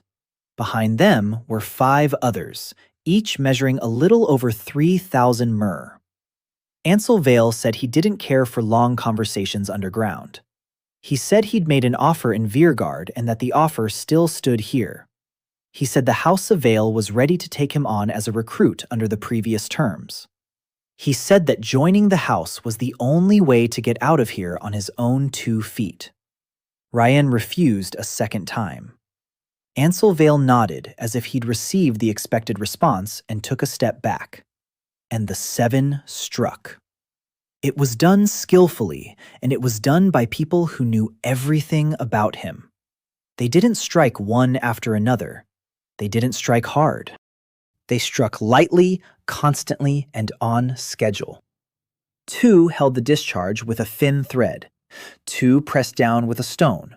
1 burned him evenly. 2 stood in reserve and didn't expend anything. Ansel Vale explained this to him aloud while they were striking. He said he'd read the reports from the Drana pit for all 30 days. He said the most important things were recorded there. It was recorded that the boy takes everything that flies into him, and that the walls of his channels hold exactly as much as they hold. He said that in the pit they filled him to the brim, and he would come out and cool off overnight. He said there would be no night here. He said they would keep filling him until he overflowed. Rain held 600 measures and understood that this was true. 6,400 was his ceiling at the mouths. Olda Feren had spoken of 5,000. He was already standing higher. Every new 100 went into the walls, and the walls couldn't keep up. He tried to dump it into the ground like at the lower market. Dumping it into the ground didn't work. The floor of the fifth tier was made of the same glassy substance as the walls of the abyss. It wouldn't accept anything. Ansel Vale had chosen this spot in advance. He'd chosen it 9 days before the selection. Rain retreated toward the wall, and it began to break him. He fell to one knee in the second minute. By the third minute, blood began to flow from his right ear. The other side said that the mouths were tearing apart. Ervil Dent stepped closer to see his face. Ervil Dent was the only one of the 7 who had come here not for the house. He had come for the pit in Haldwine and for his own raised hand. He said that a month ago he had stood 2 steps away and hadn't understood what he was seeing. He said that now he understood. He said that a barrel is a barrel. And then Rain Corvus remembered the blank vein. It had been hanging from his belt ever since the descent. It already contained 3,200 meters accumulated over 9 days. He wasn't going to waste them here. He was going to carry them all the way to the 9th tier. He tore the vein from his belt and opened it, and he stopped filling up. He became a conduit. Everything the 7 poured into him flowed right through him, down the channels and into the vein. He ceased to be a vessel for the second time in his life, and for the second time, it saved his life. Ansel Vale realized this after 8 heartbeats. He shouted, "Stop!" 2 of the 5 managed to pull their hands away. 3 did not. The vein settled at 4,000 and cracked along its entire length. Rain didn't wait for it to burst. He drew everything that was inside it back in a single breath. The other side didn't count. The other side spoke a single word: limit. He released it immediately, without choosing a form. He combined the discharge, the cold, and what he'd taken from the stone, and it was not an alloy of 2. It was an alloy of 3, and he could not have held it for more than 2 heartbeats. 1 was enough for him. The passage of the 5th level, stretching 40 paces, became brittle. The glassy substance, which accepts nothing and cannot be pierced, cracked through its entire thickness. The ceiling collapsed. 2 of the 5 were buried instantly. Ansel Vale raised his shield, and the shield held, but he was slammed into the wall along with it. Ervil Dent managed to escape into a side passage. Reyna was thrown down into the breach along with half the floor. He didn't fall for long. He landed on the 6th level and lay there until he realized what he was seeing. He saw his own hands. The skin was peeling off his palms, and from his forearms, too. The inner self said that a third of his body had been expended and that there would be no second alloy like this one. And it gave a second figure, 9,100 meters.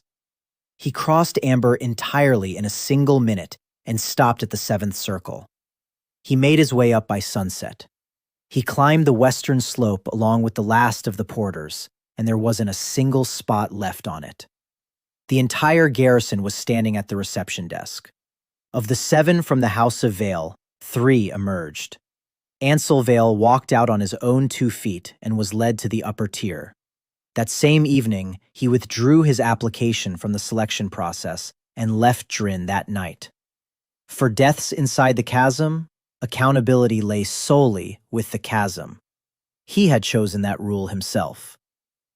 Garn Tavish found Rain at the table and stood beside him while the receptionist counted the cores. He said he'd been coming here for 11 years and had never once heard of anyone bringing down a tier from the inside. He said that according to the outpost's inventory, it would be recorded as a collapse. He said everyone understood the situation, even without the inventory. Solon Ervade returned with the porters and made it back in one piece. He had carried 2 crates and a stranger on his back all the way to the top. He asked about his father. Rayanne replied that he'd seen him in the morning but hadn't seen him in the evening. All 9 men from the inventory division returned. They were taken away before anyone else and led to the lower barracks of House Dant, where no one else was allowed in. That night, Rayanne wasn't allowed into the barracks either. It wasn't House Dant's men standing at the doors. It was the outpost's guards. Marvin Holt came out to speak with him personally and said that the equipment listed in the inventory was in good working order and that the second day would begin at dawn. He said he was pleased with his success. He said that House Dant was the only one left in the selection process and that this was very convenient. And only then did Rayen Corvus realize exactly what he had been doing all day. All day long, he'd assumed that House Vale and House Dant had been shortlisted together on a single list. He was wrong. On paper, they'd been shortlisted together. Marvin Holt had added 6 outsiders to his list and sent them to the abyss along with the man who eats magic. He hadn't lost a single one of his own. He'd lost Ansel Vale and 5 members of House Vale, and it had cost him a single line of ink. In the morning, the results of the first day were posted on the eastern wall. Contestant number 114 was listed first. He looked at his number on the top line and felt nothing resembling victory. The second day began at dawn, just as announced. Ranks up to the 8th, a rare tally. And by this day, Rayen Corvus had become a man whose body was 1/3 spent and who had no life left in him. Olda Feren had written that she had made 3 such items and that the Codex was searching for 2 of them. That meant the third was with him and now lay in a sack that had split open lengthwise. He descended with the first squad. He wasn't looking for the core. He was looking for the harness under the crates and a gray-haired head. He found her on the 6th level around noon. The porters from that section were led in a separate chain and taken deeper than anyone else. They were accompanied by 4 inspectors from the House of Dant. Rayen approached openly, and the inspectors did not stop him. He stood before a man who was called by the same name as his father. The man raised his head. His eyes were light and empty. He looked at Rayen and did not recognize him. Rayen stated his name. The man repeated it after him, as one might repeat an unfamiliar word. Then he turned and walked further down the line, because the line was moving. The senior inspector said calmly and without malice that the recruits, after the cleansing, remember nothing beyond yesterday. He said that's what they do to them. He said that a person without channels is cheap, but a person without channels and without memory is more valuable because he doesn't run away. Rain stood in the passageway of the 6th tier and couldn't move. For 6 years, he had believed his father was dead. For 8 days, he'd believed his father was alive. Now, he was looking at a living man with his father's face and realized he couldn't call him either one. He'd left the abyss before sunset and hadn't surrendered a single core. He hadn't made it through the second day. His number had slipped to the bottom of the list. He didn't care at all. That night, in the lower city, Garn Tevish found him. He took him to his little room, set an iron mug on the table, and said one thing that was worth more than everything else said that day. He said that channel cleaning wasn't done in the houses. He said the houses didn't know how to do it. He said only one department in the capital knew how, and that in 11 years he'd seen 4 people who'd been cleared, and all 4 had come to the outpost with the exact same document. He said the document bore 2 seals, and that the second seal was that of the 3rd table. On the morning of the 3rd day, the selection was canceled. This was announced at roll call. The outpost commander addressed the participants and said that the final tier had been closed by decision of the House of the Arch. He said that the count would continue for 2 more days. He said that the first 40 numbers would receive their personal sheets. And he said a third thing. He said that an investigator from the 3rd Bureau had arrived at the outpost and that, until further notice, exit from Drin was closed to everyone. 28 days had passed. His name was Seal Dragon. He was not accompanied by guards. He arrived in a closed carriage with 2 scribes and 1 coachman. He was about 50 years old, short and unremarkable, and dressed like an average employee of the Dome. He held the Corps' step.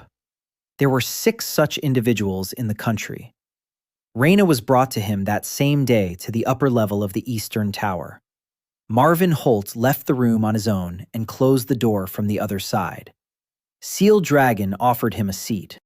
He said he would neither threaten nor promise anything because he had no need for either.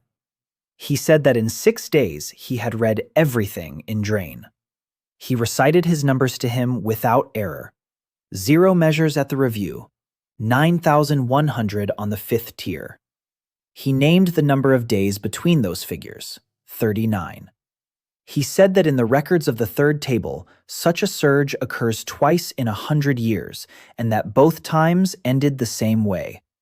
Then he explained to him what neither Isnanka nor Olda Feren had explained. He said that what lies within Rayan inside does not awaken. He said that it comes. He said that the faults are not cracks in the earth. He said that they are places where the earth adjoins something else, and that from there come creatures and mana, and sometimes something that needs a vessel. He said that the hollow creatures are the same as Rayen, only without a human inside. He said that the 3rd table doesn't deal with creatures. The 3rd table deals with vessels. Rayen asked how many there had been. Seal Dragon replied that there had been 19 over the past 40 years. Rayen asked where they were. Seal Dragon replied that all 19 were in the inventory. He pronounced the word inventory the same way one pronounces the word cemetery, and only then did he state the reason for his visit. He said he had no intention of taking him to the capital today. He said that, according to the rules, he was obligated to do so. He said he would not do it for one reason. He placed a sheet of paper on the table, and it was the Codex's personal record. Official name, personal number, assignment to the inspection board of the Drain Outpost. The Supreme Administrator's signature was already there, and the space for the date was blank. He said he would sign the date now, and that from this moment on, Rayan Corvus could not be taken without an inquiry. He named the price. He said that Drain had been producing less and less for the past 5 years, and that the gray air over the abyss had doubled in density over the past 2 years. He said that on the 9th, Ruse is worth what the inspection collegiums haven't taken in 11 years. He said that in the 3rd table's inventory, this is called innumerable. He said that the creatures do not leave the abyss as long as the incalculable remains down there, and that when it rises, not a single tower of the outpost will be able to hold it back. He said that the Arch has no one in this country who can be sent down alone, because one must go down not to fight, but to take. Rayen asked what would happen if he refused. Seal Dragon replied that then he would take him today, and that this was not a threat, but an order. He said he would prefer the former. He said that a person in the inventory is worth a single line, while a person on the 9th tier is worth an outpost. Rayen signed. He did not sign for the paper or for protection. He signed for one thing, which he made a condition. He demanded that all the property from the House Dant Equipment Division in Drine be transferred to him as listed. All 9 people. Seal Dragon listened and said that this was worth more than the participant realized. Then he summoned a scribe and dictated the terms. An hour later, the 9 people were transferred from the House of Dance inventory to the personal roster under service name number 809. Marvin Holt signed the transfer silently and politely, and asked permission to keep a copy for himself. He was the 7th skeptic, and he hadn't wavered one iota.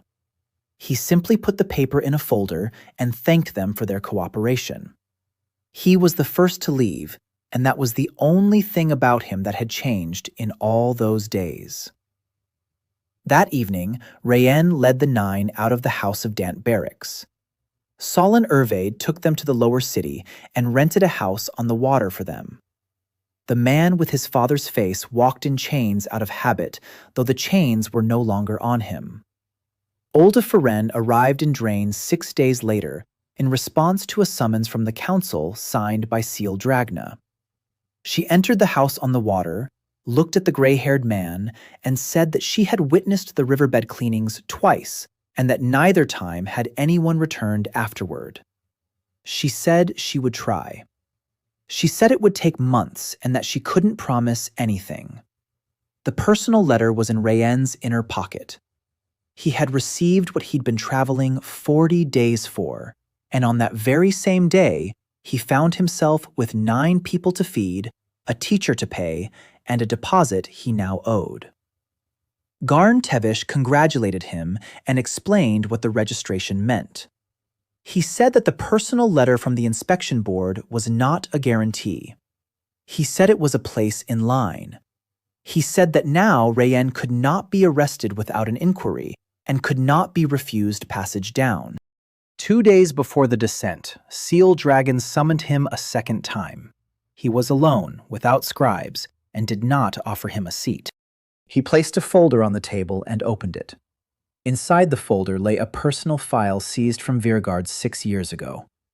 Darren Corvus, a reader of the veins at the Codex. Rain saw his name on the first page, along with a date that was a year older than he was. Seal Dragon said that the report Darren Corvus had written 6 years ago concerned neither House Dant nor the Foundries. He said it concerned a newborn in Vergar whose veins could not be read. He said that the reader had written in the report that the child was born at the very same hour that the rift widened in Drain. He said that the reader had demanded that Drain be sealed off. He said that a month later, the reader had gone to Drain with a detachment on an order that had been signed without being read. Then he said one last thing. He said that he himself had signed the order to seize the case, and that he had also seen the signature on the order for the detachment to proceed to Drain, and that it stood right next to his own. Rain Corvus stared for a long time at the 2 signatures on the same sheet of paper. Then he asked why Seal Dragon had shown him this. The interrogator replied that a person must be sent down with the whole truth. He said that otherwise, the person down there would start making things up, and in the abyss, speculation kills faster than beasts. He closed the folder and said the descent would take place in 2 days. These 2 days are worth remembering in 3 parts. First, Olda Feren works with the gray-haired man in the house on the water. She places her palms on the back of his head and holds them there for an hour, and after each hour he tells her a single word. On the second day, he says the word Ilsa and doesn't know what it means. Olda Feren goes out into the yard and stands there until her hands stop shaking. Second, Rain is building up his strength for the future. Bran Osget sent 4 Yama fighters from Virgard by wagon at his own expense, and they beat him according to a schedule from morning until dark. By the evening of the second day, he has 9,400 measures in him, and his mouth is pushed to its limit. Third, Solon Ervade silently gathers for 3 people instead of 1, and doesn't ask permission to go. Rain sees this and says nothing. The 5 of them set off down the mine. Rain, Solon, Garn Tevish, and 2 inspectors from the college whom Garn Tevish chose himself, and about whom he said that these 2 would not run away. The descent took 3 days and is worth remembering for 3 distinct stages. First, the 7th tier.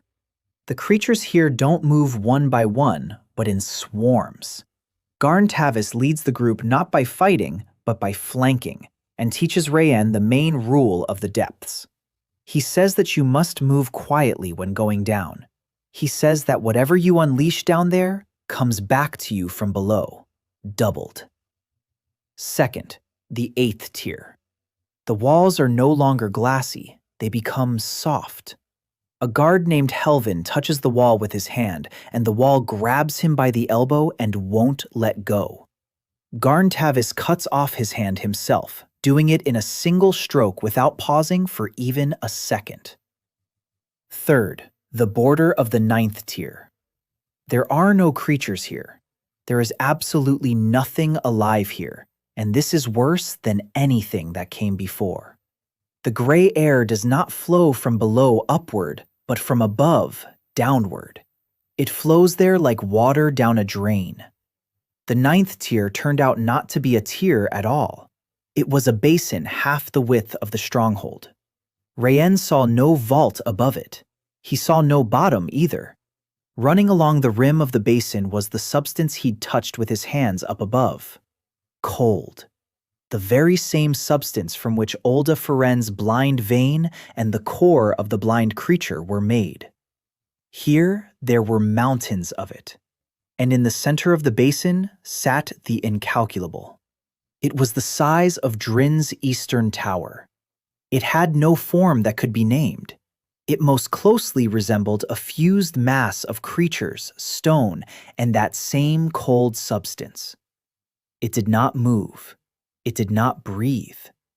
It had sat there for 11 years, and all that time, thin gray veins had been radiating from it into the walls, the ceiling, and upward through all the tiers. Rayen understood this immediately. The chasm was not growing on its own. The chasm was growing from it. The other side said one thing, and for the first time, it wasn't in the voice of Ash. It said it would find out. Garn Tevish ordered everyone to stop at the edge. He said that only those destined to do so would go further. He said he had been going into this hole for 11 years and had never gone below the 8th level. He said that now he understood why. Rayen went alone. He walked across the cold scree, and with every step it became easier to breathe, and that was a bad sign. He stopped 20 paces away. He didn't strike. He placed both palms on the nearest gray vein and began to draw. For the first few seconds, it was similar to what he'd done with that mute creature on the 7th tier. The core of the uncountable and his own merged into a single circuit. A current flowed between the two vessels of different heights. And this current flowed in the right direction. The other side was counting, and there were no more steps in her count. 11,000, 14, 20, 38,000 measures. The step of the grain passed him by in 9 heartbeats, and he didn't notice it. He rose higher than Gerhardt Dunt, higher than Kylan Morn, and higher than anything he had ever seen in his life. He held within himself more than the entire house of Dunt put together, and he managed to have one very brief thought. He thought that now everything would be simple. And then the current reversed. He didn't realize it right away. He realized it 4 seconds later when the ringing in his ears stopped.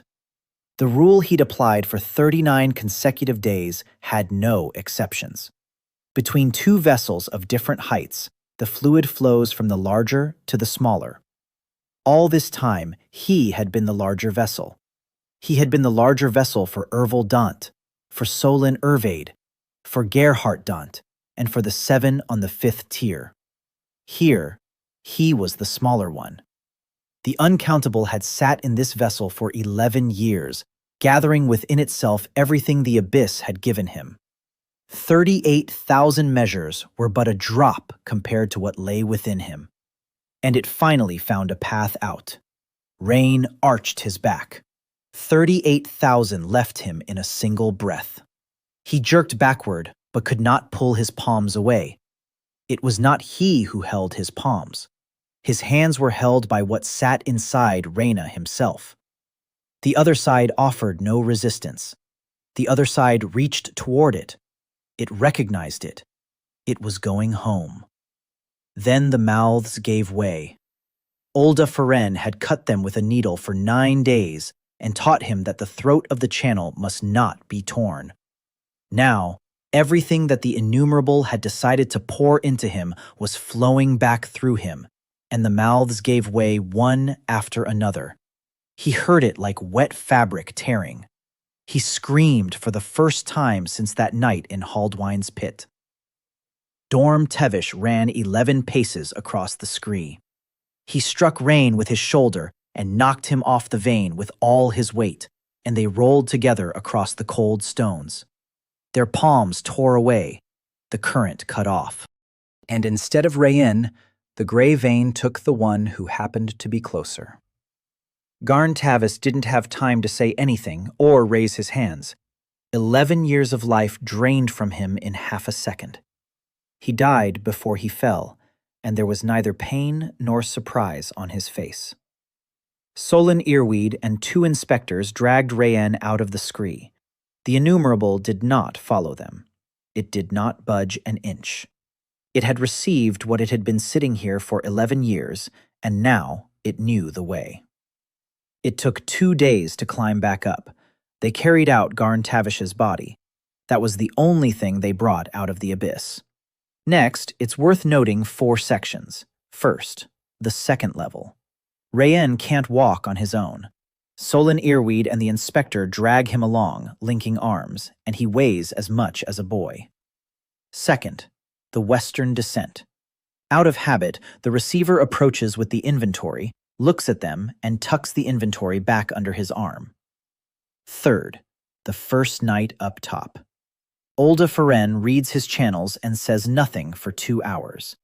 Then she says that the mouths are torn in 17 places and that she'll return 12. About 5, she says she won't return them. Fourth, the third day. He tries to take a hit. Solon Earweed strikes with half his strength, and the chill seeps into him, and he falls at 200 measures. 200. 39 days ago, he came out of the Drana pit with 2,000 for the evening, and that was only his share of the takings. A day after their ascent, the chasm stirred. The gray air above the basin doubled in volume overnight and settled over the lower city. In the morning, 40 people in Drain did not wake up, and all of them had been sleeping closest to the descent.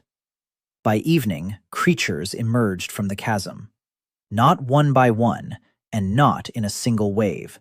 They poured out in a torrent and weren't heading for the people. They flowed outward through the outpost like water through a hole. The 4th southern tower fell that very night. It had stood for 200 years. They didn't take it by storm. They simply passed right through it. Seal Dragon summoned him on the 4th day. He didn't ask about the uncountable ones because he'd already read the 2 reports. He said one thing, and he said it without any expression. He said that he knew the 3rd table's records from the past 40 years by heart. He said that all 19 bearers had done exactly what Rayen had done. He said that each of them, sooner or later, had reached their own abyss and laid their hands on whatever was sitting there. He said that all 19 were certain they were taking it. He said that all 19 had given it away. Rain asked why then he had been sent down there. Seal Dragon answered honestly. He replied that he had sent Rain to verify a hypothesis, and that the hypothesis had been confirmed.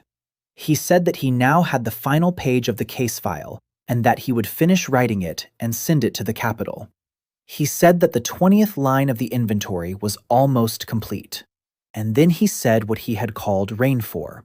He said that a reply to his first report had arrived from the capital. He placed the sheet on the table and did not read it aloud. The decree recognized Drain as uncontrollable. The decree ordered the outpost to be sealed off according to the 3rd order. The 3rd order meant that the outpost would be sealed off along with everything inside it. The deadline was 12 days. Rain Corvus stepped out of the tower into the gray air. He had 200 meters, a torn mouth, and 12 days left. In the lower city, in a house on the water, sat a gray-haired man who could not remember his name. And for the first time in all 40 days, Rain didn't know what to do next. He didn't go to the lower city right away. He sat down on the rocks by the eastern tower, in the same spot where he'd sat on the first day, and stayed there until dark. 12 days, 200 meters. He counted, and the count didn't add up either way. Then he stood up and went to the house on the water, because there was nowhere else to go. Olda Feren was working with the gray-haired man in the back room. She had been working with him for 16 days. Rain sat down in the corner and began to watch. These 16 days are worth remembering in 4 snapshots. First, the 5th day. She places her palms on the back of his head and asks him to name anything. He says the word Ilsa. Second, the 9th day. She brings an old measuring hoop from the workshop, and he takes it in his hands himself. He doesn't remember his name. His hands remember the hoop. He finds the factory mark on it without looking. Third, 14th day. He speaks his first complete sentence in 4 years. He says that the 3rd ring must not be placed in the cold circuit. Olda Feren comes out and sits on the threshold. Fourth, 16th day. Rain enters the room. The gray-haired man looks at him longer than usual. He asks if this boy is Darren Corvus's son. He asks this of himself and doesn't realize what he's asking. Rain Corvus went out into the open air and threw up right by the water's edge. Olda Feren followed him out and said that this was the work. She said that a person returns in pieces and that the pieces come back out of order.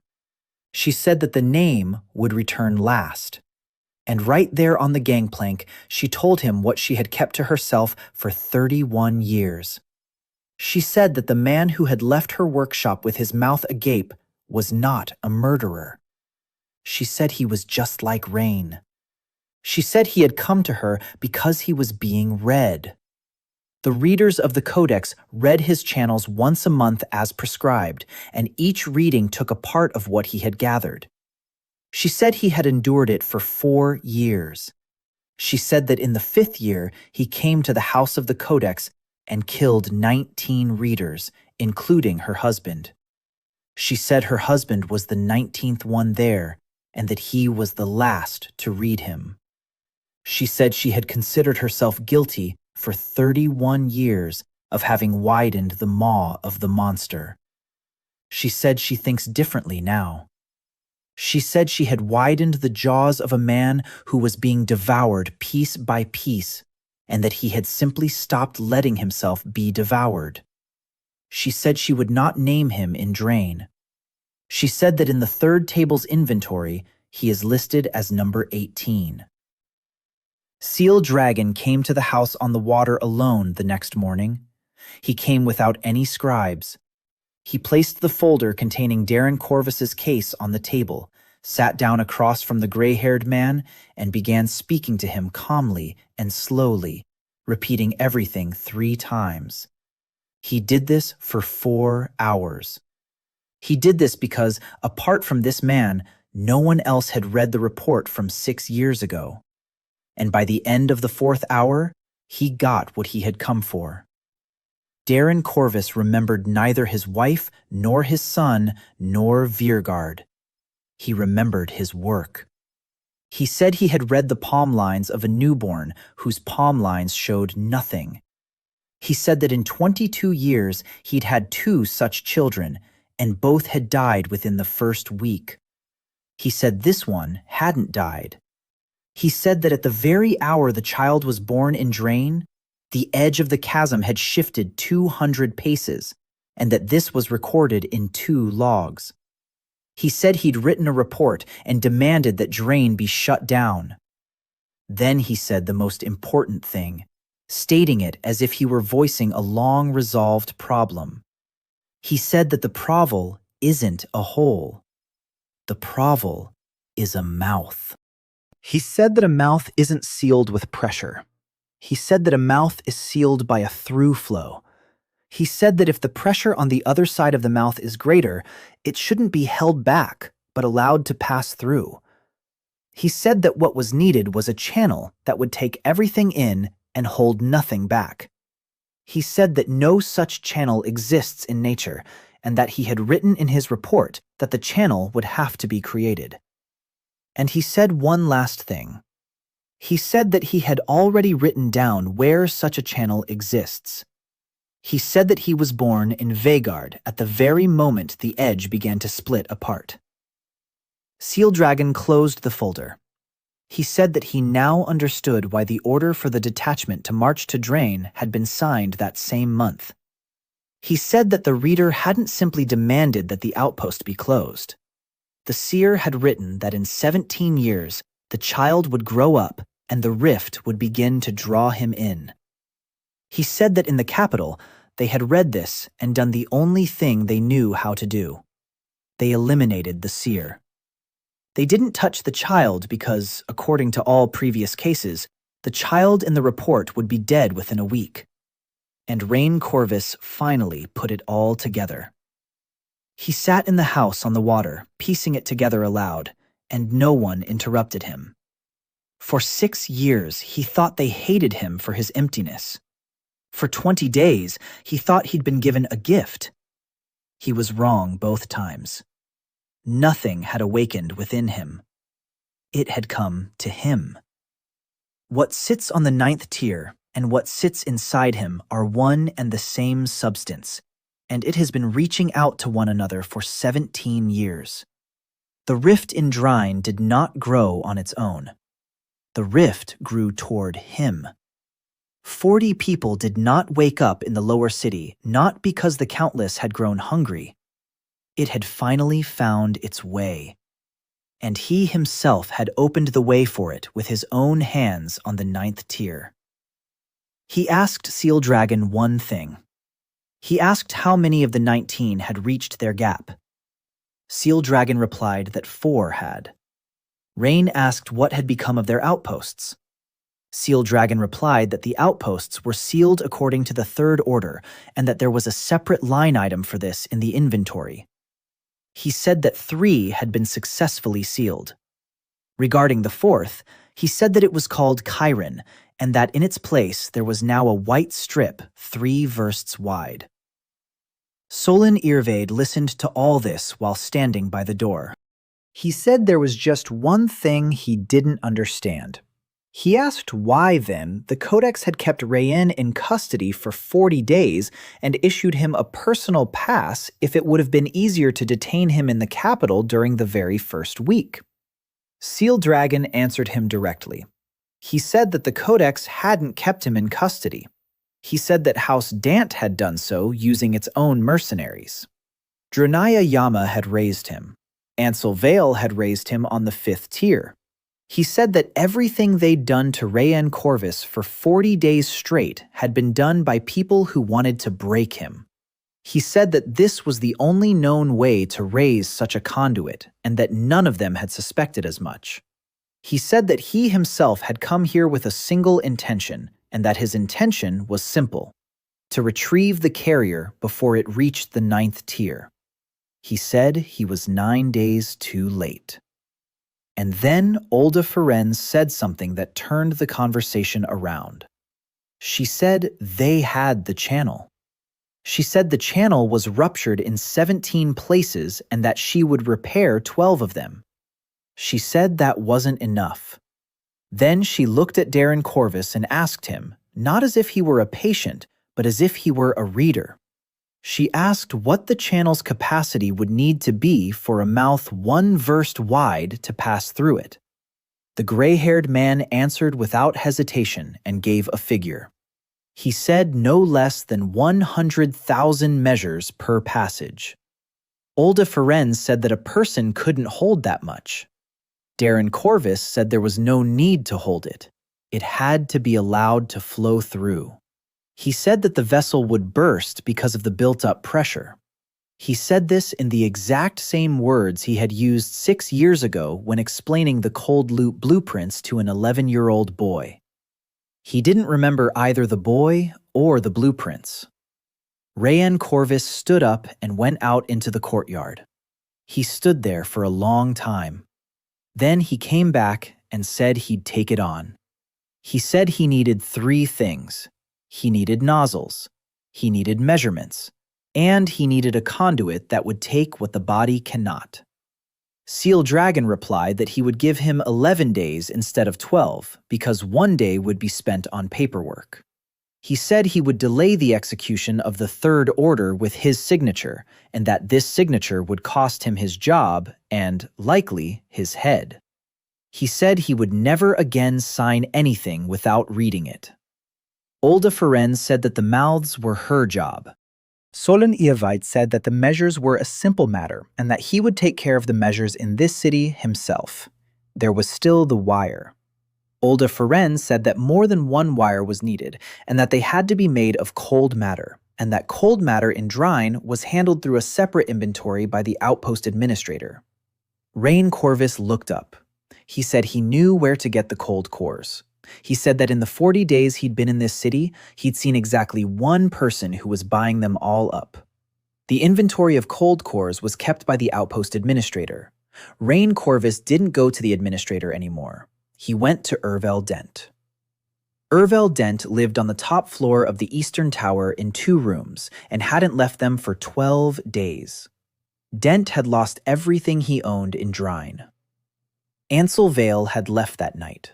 5 of those on the list remained below the 5th level. Urvel Dent was the only person in this city who bore the surname Dent and was not Marvin Holt. He opened the door himself. He was sober and very angry, and his anger was not directed at Rain. He said he had been waiting for this conversation for 9 days. He said that Marvin Holt had included 6 people from the House of Vale in the selection, and not a single one of his own people besides himself. He said he had realized this on the 3rd day, and that there was only one thing he still didn't understand. He didn't understand why he himself had come out of the 5th tier alive. Rain replied that he had come out alive because he'd managed to escape through a side passage. Urvel Dent said that there was only one side passage on the 5th tier and that 2 people knew about it, himself and the house steward. He said that he had been shown this passage the day before the descent. He said that they hadn't saved him, they had protected him. He said that the House of Dent needed an heir with a name but no influence, and that Marvin Holt had received exactly that. Then he opened the chest and took out an account book. He said he had taken it from the office at the Eastern Gate in Virga about 4 days ago through one of his father's men. He said he'd been reading it for 3 nights. The inventory was simple. 4 years. The House of Dant had been buying up cold cores from anyone who brought them out of the abyss, paying 400 crowns each at the listed price of 400 crowns. He hadn't made a single crown on them. Over the course of 4 years, 463 cold cores had passed through the office. All of them were shipped by wagon to the capital, to a single address. The address in the book was listed without a name. There was a desk number, 3. Rain took the book to Seal Dragon. The investigator read it for 40 minutes and didn't say a word. Then he said that there wasn't a single cold core listed in the inventory of Desk 3. He said that in 20 years of service, he had never seen a single one. He said that purchases bypassed the inventory and that the only items recorded in the compendium were exactly those that someone kept on their person. He said that he now understood why the sealing of Drain had been designated as a 3rd order priority and set for 12 days from now. He said that someone in the capital was very keen to prevent the commission from arriving in Drain. The cold substance was found in the outpost itself. It was lying in the lower warehouse behind the House of Dant's seal. Marvin Holt hadn't had time to send off the last convoy. Seal Dragon tore off the seal with his own hand and recorded this in the report. There were 109 cold cores in the warehouse. The next 9 days are worth remembering in 4 vignettes. First, Day 2. Olda Ferenc dismantles the cold cores on a workbench in the workshop by the Eastern Tower and smelts them into wires. She smelts them in running water and smoke and doesn't sleep for 2 days straight. 9 supply runners carry the cores to her from the warehouse because a person without channels is the only one who can carry the cold substance in their hands without being charged for it. People who for 4 years were considered mere equipment are doing work that no one else in this country can do. Second, Day 4. Olda cuts his lips for the 5th time in 40 days. She returns 12 out of 17, as promised. She says nothing about the 5. He breaks the 3rd block. 3rd, day 6. Bran Osget arrives in Drain with a caravan from Veergard, bringing 19 men with him. He pitches a tent at the western descent, hangs up a sign, and opens a ledger. He takes no money from anyone. He takes items according to the inventory.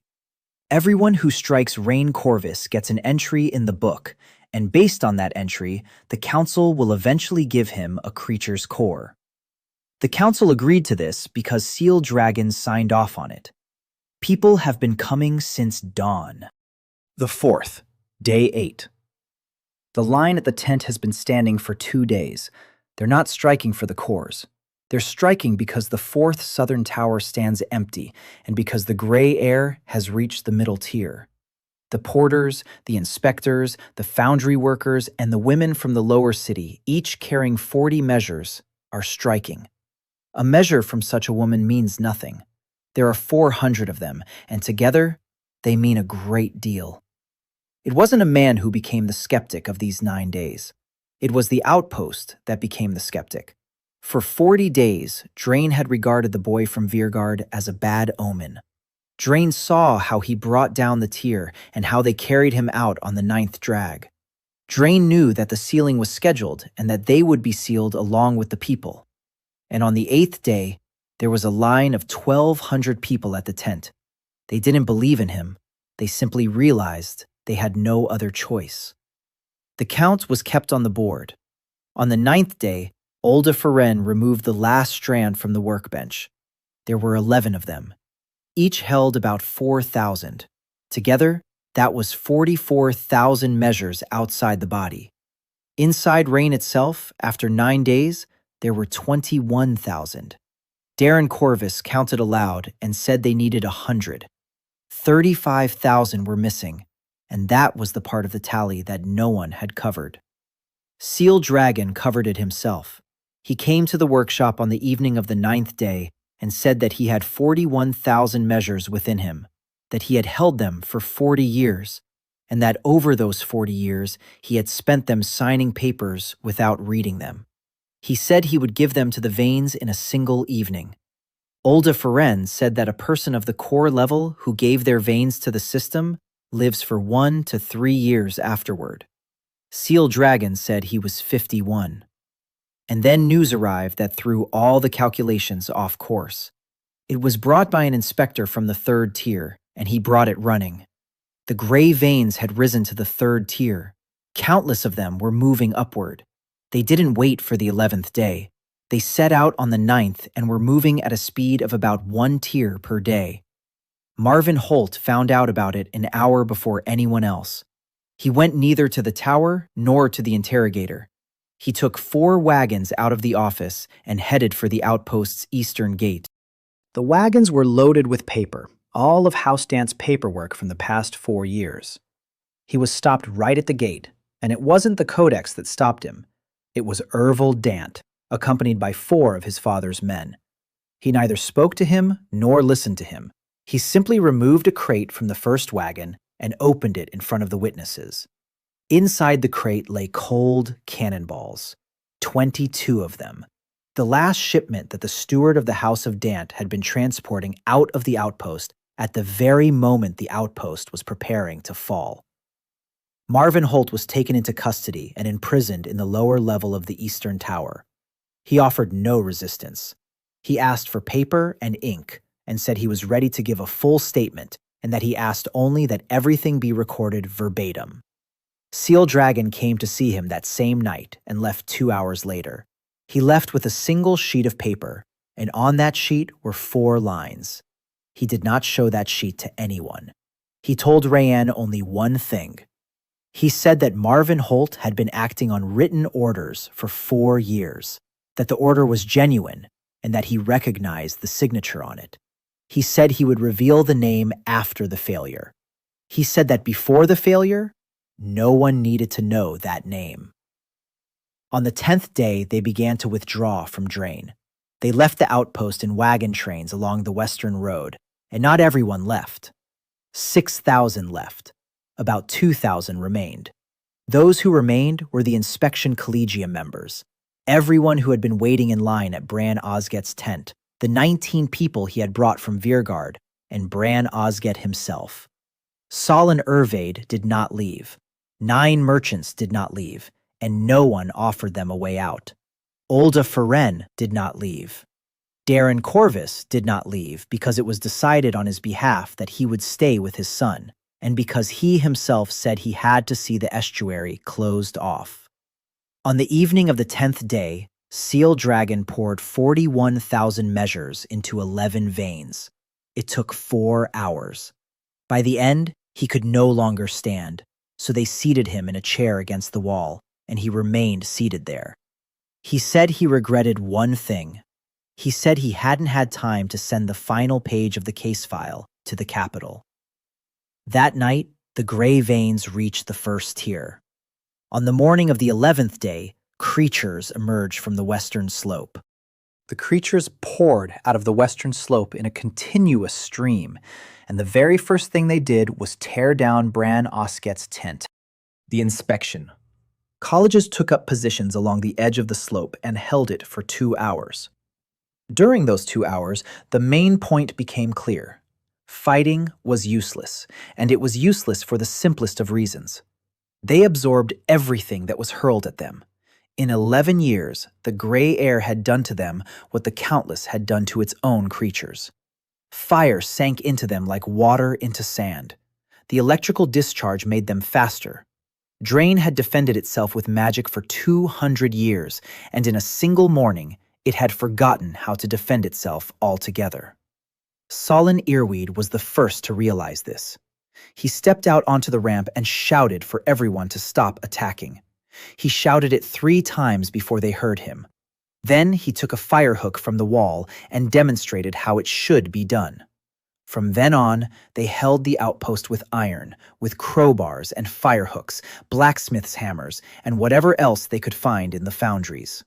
The inspection colleges of the resin and amber tiers fought with iron like laborers and held the descent for another 3 hours. Rain Corvus did not fight. He had been forbidden to do so, and Olda Feren was the first to forbid it. He possessed 21,000 measures, and 11 veins lay in crates by the eastern tower, and all of this was counted as something that could not be spent. He stood on the upper tier and looked down, and it was the hardest thing he had done in 40 days. Marvin Holt was killed around noon. He was led out of the lower tier to be transferred higher and taken across the courtyard. The creature cut across the courtyard and seized the first person who happened to be in its path. It didn't choose. Ervil Dent later recounted that the manager of the Dent house didn't try to run. He raised his hands and struck it with fire. 22 years of office work and 6th circle pitch. He did the only thing he'd been taught to do. The creature took the fire and moved faster.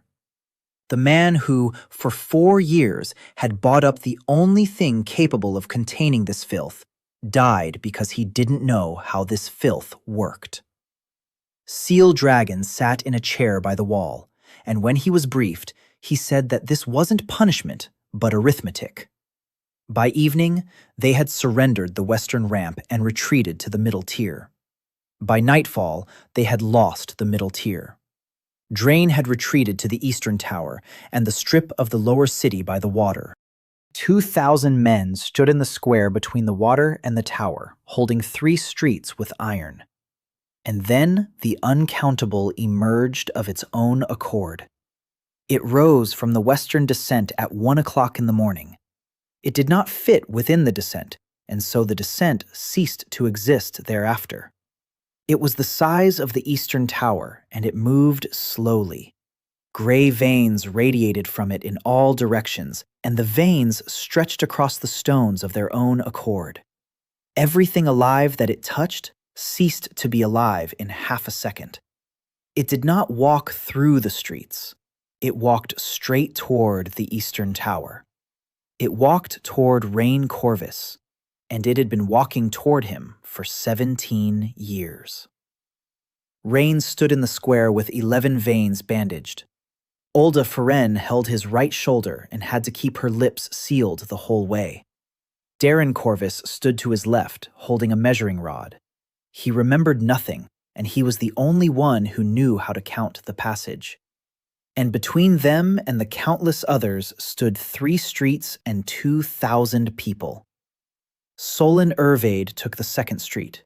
He gathered the porters and 19 of Bran Osgit's men and led them across to divert the gray veins away from the square and allow rain to move out in a straight line.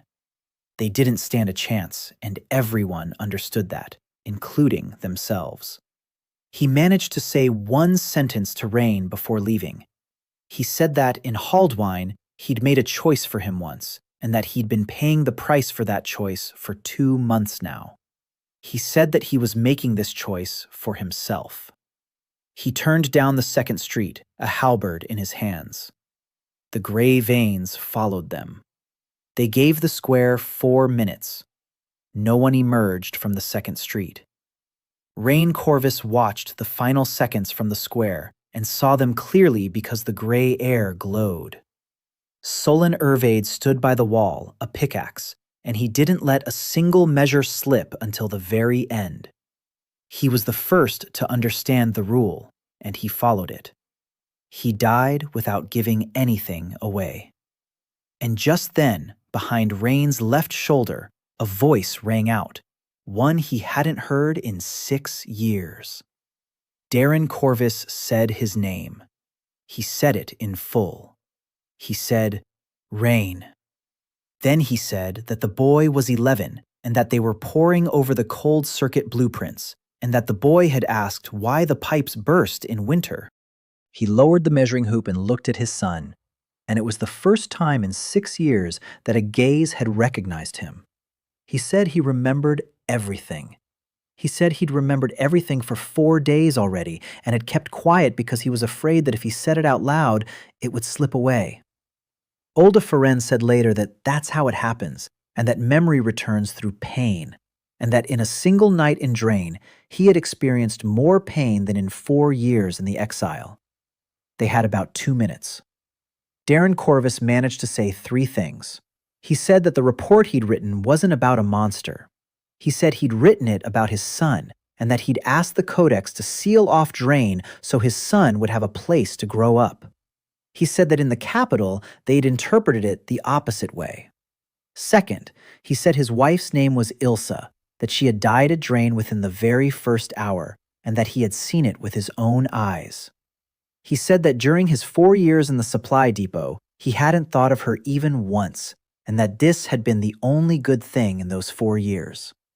Third, he raised the measuring rim and said that he would count the passage, and that his son should not look at the count. He said that his son should look only at the mouth of the river. Then the uncounted crowd reached the square. The first gray veins took the people on the edges. 2,000 people stepped back but didn't run, and this is worth noting separately because there was plenty of room to run. Seal Dragon walked out onto the square from the tower on his own 2 feet. Not a single measure remained within him, and he was a man of the dust stage, 51 years old. He carried a folder with him. He stopped in the middle of the square, opened it, and began to read aloud the last page of the case file. He read it to the creatures, and he read it to the people, and his voice was not enough. He read that over the course of 40 years, 19 carriers had been documented, and that all 19 had been driven to their downfall by those who had documented them. He read that 463 cold cores had been sent to the capital without being recorded, and that the order had been signed by a name he spoke aloud. He named him. It was the name of the Supreme Administrator of the Codex, the very same man whose signature appeared on Rain Corvus's personal sheet in advance, with a blank space left for the date. He said that Drin's sealing had not been ordered for the sake of a pledge. It had been ordered for the sake of a single line in the inventory, and so that the 20th line would be closed along with the city. He read to the end. Then he closed the folder and handed it to Dant, ordering him to take it along the western road and not to open it until they reached the capital. And he remained standing where he was. The gray veins took him first because he was standing in front of everyone else. He did not retreat a single step, and there was nothing in him to take, so the veins passed through him as if through a void. He died standing and fell already dead. Dant set off down the western road with the folder. He didn't want to leave, but they sent him away by force, and Rayan Corvus sent him off with a single sentence. He said that the paper must be carried by a man named Dant, because the name Dant still carries some weight in the capital. Feren tore the first vein from the bandage and placed it in his right hand. She said she had returned 12 mouths and that she wasn't responsible for the 5. She said she would hold him for as long as she could, and that when she stopped holding him, he wouldn't feel it. Darren Corvus raised the measuring rim and called out the first number. Rayan Corvus walked forward across the square toward the one who had been coming toward him for 17 years. He walked across the square, counting his steps, and on the 8th step, the first gray vein reached him. He did not flinch. He opened his arm to it himself. After that, there was neither a fight nor blows, nor anything that could be called a battle. It was work. Rayan Corvus stood 30 steps away from the infinite and plunged both arms into the gray veins up to his elbows. And he ceased to be a man who holds. He became a flow. Everything that was in the infinite flowed into him. It did not flow like water into a vessel. It flowed like water through a pipe open at both ends. It entered through his hands, flowed through the channels, and exited through his chest into 11 veins, and the veins took it in and gave nothing back. Darren Corvus stood 4 paces away, keeping a steady rhythm, and called out the numbers aloud without missing a single one. 20,000. 40. 60. At 60, the first 4 veins settled. Feren held his right shoulder with both palms and held the openings, and at 62, the first of the 5 unrecovered ones flowed through him. He didn't feel it. 80. At 80, 2 more went in, and Feren said calmly that it was going well. And she lied. 90. At 93,000, the uncountable one stopped. It stood in the middle of the square, and it didn't understand. It was built just like him, and it knew how to feed itself, and for 17 years it had been heading toward what it considered its own. It found no food. It found a hole in the bottom. Darren Corvus called out, 100,000, as the 4th minute was ending. He called out that number and said the channel was holding and that they could move on. Rayan Corvus moved on. He reached into the infinite with his hands and took it whole, and it took 40 seconds. All 11 lives were spent in those 40 seconds. 44,000 measures of Feren, Seal Dragna, and the entire outpost were spent on accepting what could not fit inside a human. And when nothing remained in the uncountable, it crumbled into the square as cold, black crumbs, and there were so many crumbs that they covered the stones to a depth of 2 human heights. The gray veins throughout Drain retracted in a single second. The creatures that had been fighting on 3 streets at that moment froze. They hadn't died. They had simply ceased to be what they were. They were finished off with iron within half an hour. And the most important thing remained. Rayan Corvus stood in the square, and within him and in the veins lay 144,000 meters, and below Drin lay a mouth a verst wide that was still open. He took his father by the hand and walked toward the western descent. The descent was no longer there. In its place was a crater, and one could walk down it on foot. The 3 of them walked together, Rayan, Darren Corvus with the rim, and Olda Feren at his right shoulder. 9 porters carried the empty veins behind them because, apart from them, no one else could carry the cold substance in their hands.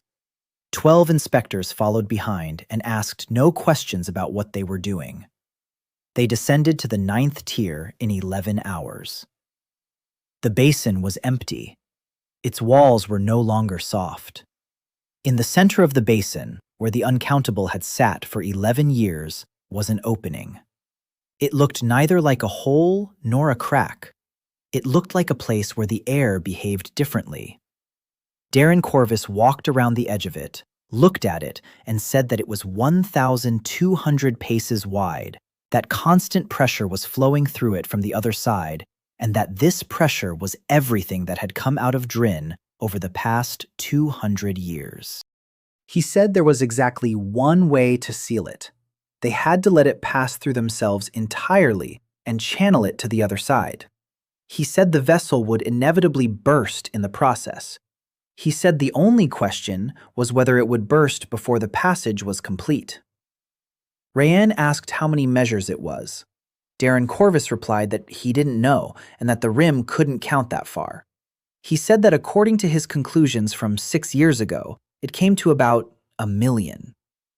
Rayanne Corvus stood at the edge and lowered both hands into the mouth of the vessel, and it opened all the way. This lasted 9 minutes. It's worth mentioning what happened during those 9 minutes because afterward, people recounted them incorrectly. He wasn't holding on to anything. He wasn't struggling against anything. A current flowed through him that had nothing to do with him, and the only thing he did was remain open on both sides. Olda Feren held the mouth of the river, but in the second minute, she stopped holding it because there was nothing left to hold. She remained standing and continued to place her palms on his shoulder, but it no longer meant anything, and she knew it.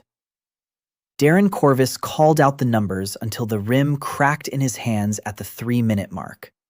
Then he simply stood next to his son, and that was the only thing he could do for him in 6 years. Rayanne Corvus's body ceased to be whole at the 5-minute mark. The skin on his arms peeled back to the bone, and the bones held. By the 7th minute, blood was pouring from every place it could possibly come from in a human being. By the 8th minute, Iznanka said the last thing she had ever said in his entire life. She said she was leaving. She said she had come here through this mouth 17 years ago, and that now she was going back because the path was open for the first and last time. She didn't say goodbye, nor did she. She was a substance, not a human. She left him in the 9th minute, and it hurt in a way entirely different from anything else. And everything left with her. 144,000 meters. 12 returned mouths and 5 unrecovered ones. Imprints of discharge, cold, stone, and absorption. Everything he had gathered since that night in Haldwine's pit had passed through him to the other side during the last 40 seconds of the passage. And when there was nothing left to drive through him, the pressure on that side equalized with the pressure on this side. The opening closed. It didn't slam shut or snap shut. The air in the basin simply became ordinary air. Rain Corvus fell onto the rocks and his father caught him. He was alive. He measured 0 mere. 9 men without channels carried him back up, and they carried him for 2 days. Drain had held out. Of the 2,000 who remained, 412 survived. The breach in Drain stopped emitting gray air that very night. A month later, creatures ceased to emerge from it. And a year later, children from the lower city began descending into the basin to watch the reddish light fade within the walls. The outpost ran out of creature cores. The outpost came to an end as well. 2 years later, Drain became a city of foundry workers because the cold substance in the square lay 2 human heights deep, and it turned out that rims could be made from it, rims that no one had previously known how to make anywhere. Ervil Dent delivered the folder to the capital in 19 days. He delivered it to the house of the arch in the presence of 3 witnesses and a living Kylan Morn, who met him right at the gates because he had been warned by the convoy. The case was heard for 4 months. The supreme administrator of the arch was removed from office and put on trial, and his sentence was more lenient than it should have been, a fact that Kylan Morn later acknowledged in writing. The third table was thoroughly investigated. 19 entries over 40 years. The department was shut down in its 2nd year. Olda Feren traveled to the capital to testify regarding the 18th entry. She gave her testimony, remained in the courtroom until the end of the session, and walked out on her own 2 feet. For 31 years, she had considered herself guilty. It took her 1 day to stop.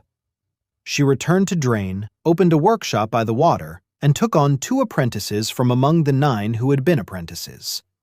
The 20th line of the inventory was never opened because there was nothing to open.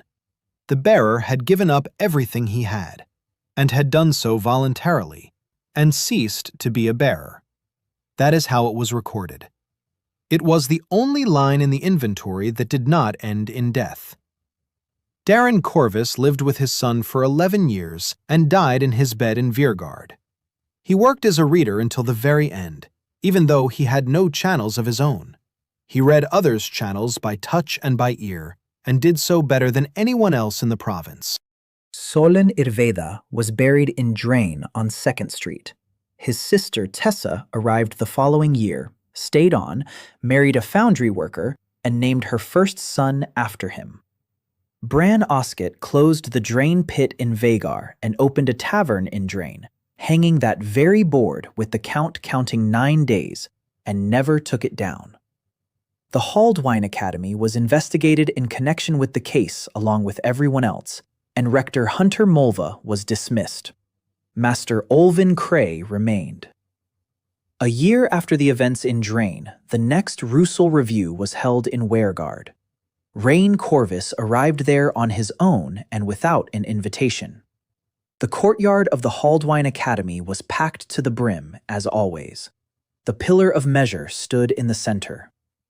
Olwyn Cray stood by the pillar with a list in his hand, and when he saw who was entering the gates, the list in his hand trembled.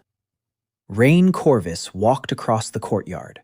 The crowd parted silently before him. He climbed onto the platform and placed his palm on the black stone. The rings did not light up. Not a single one. Olwyn Cray waited the prescribed quarter of a minute and opened his mouth to announce the result. But he couldn't. He stood there in silence, and the courtyard was enveloped in a stillness the likes of which Haldwine had not seen in 100 years. 12 months ago, in this very courtyard, everyone had laughed at that very number. Rain Corvus withdrew his hand from the stone. He said nothing to Cray or to the courtyard. He stepped down from the platform and walked toward the gate, and no one called out a single word after him. He stepped out onto the street, and above the 5 hills of Varegard, the measuring pillars began to hum. All his life, that hum had served as his clock. He stood there and listened to it, and for the first time in his life, it meant absolutely nothing to him.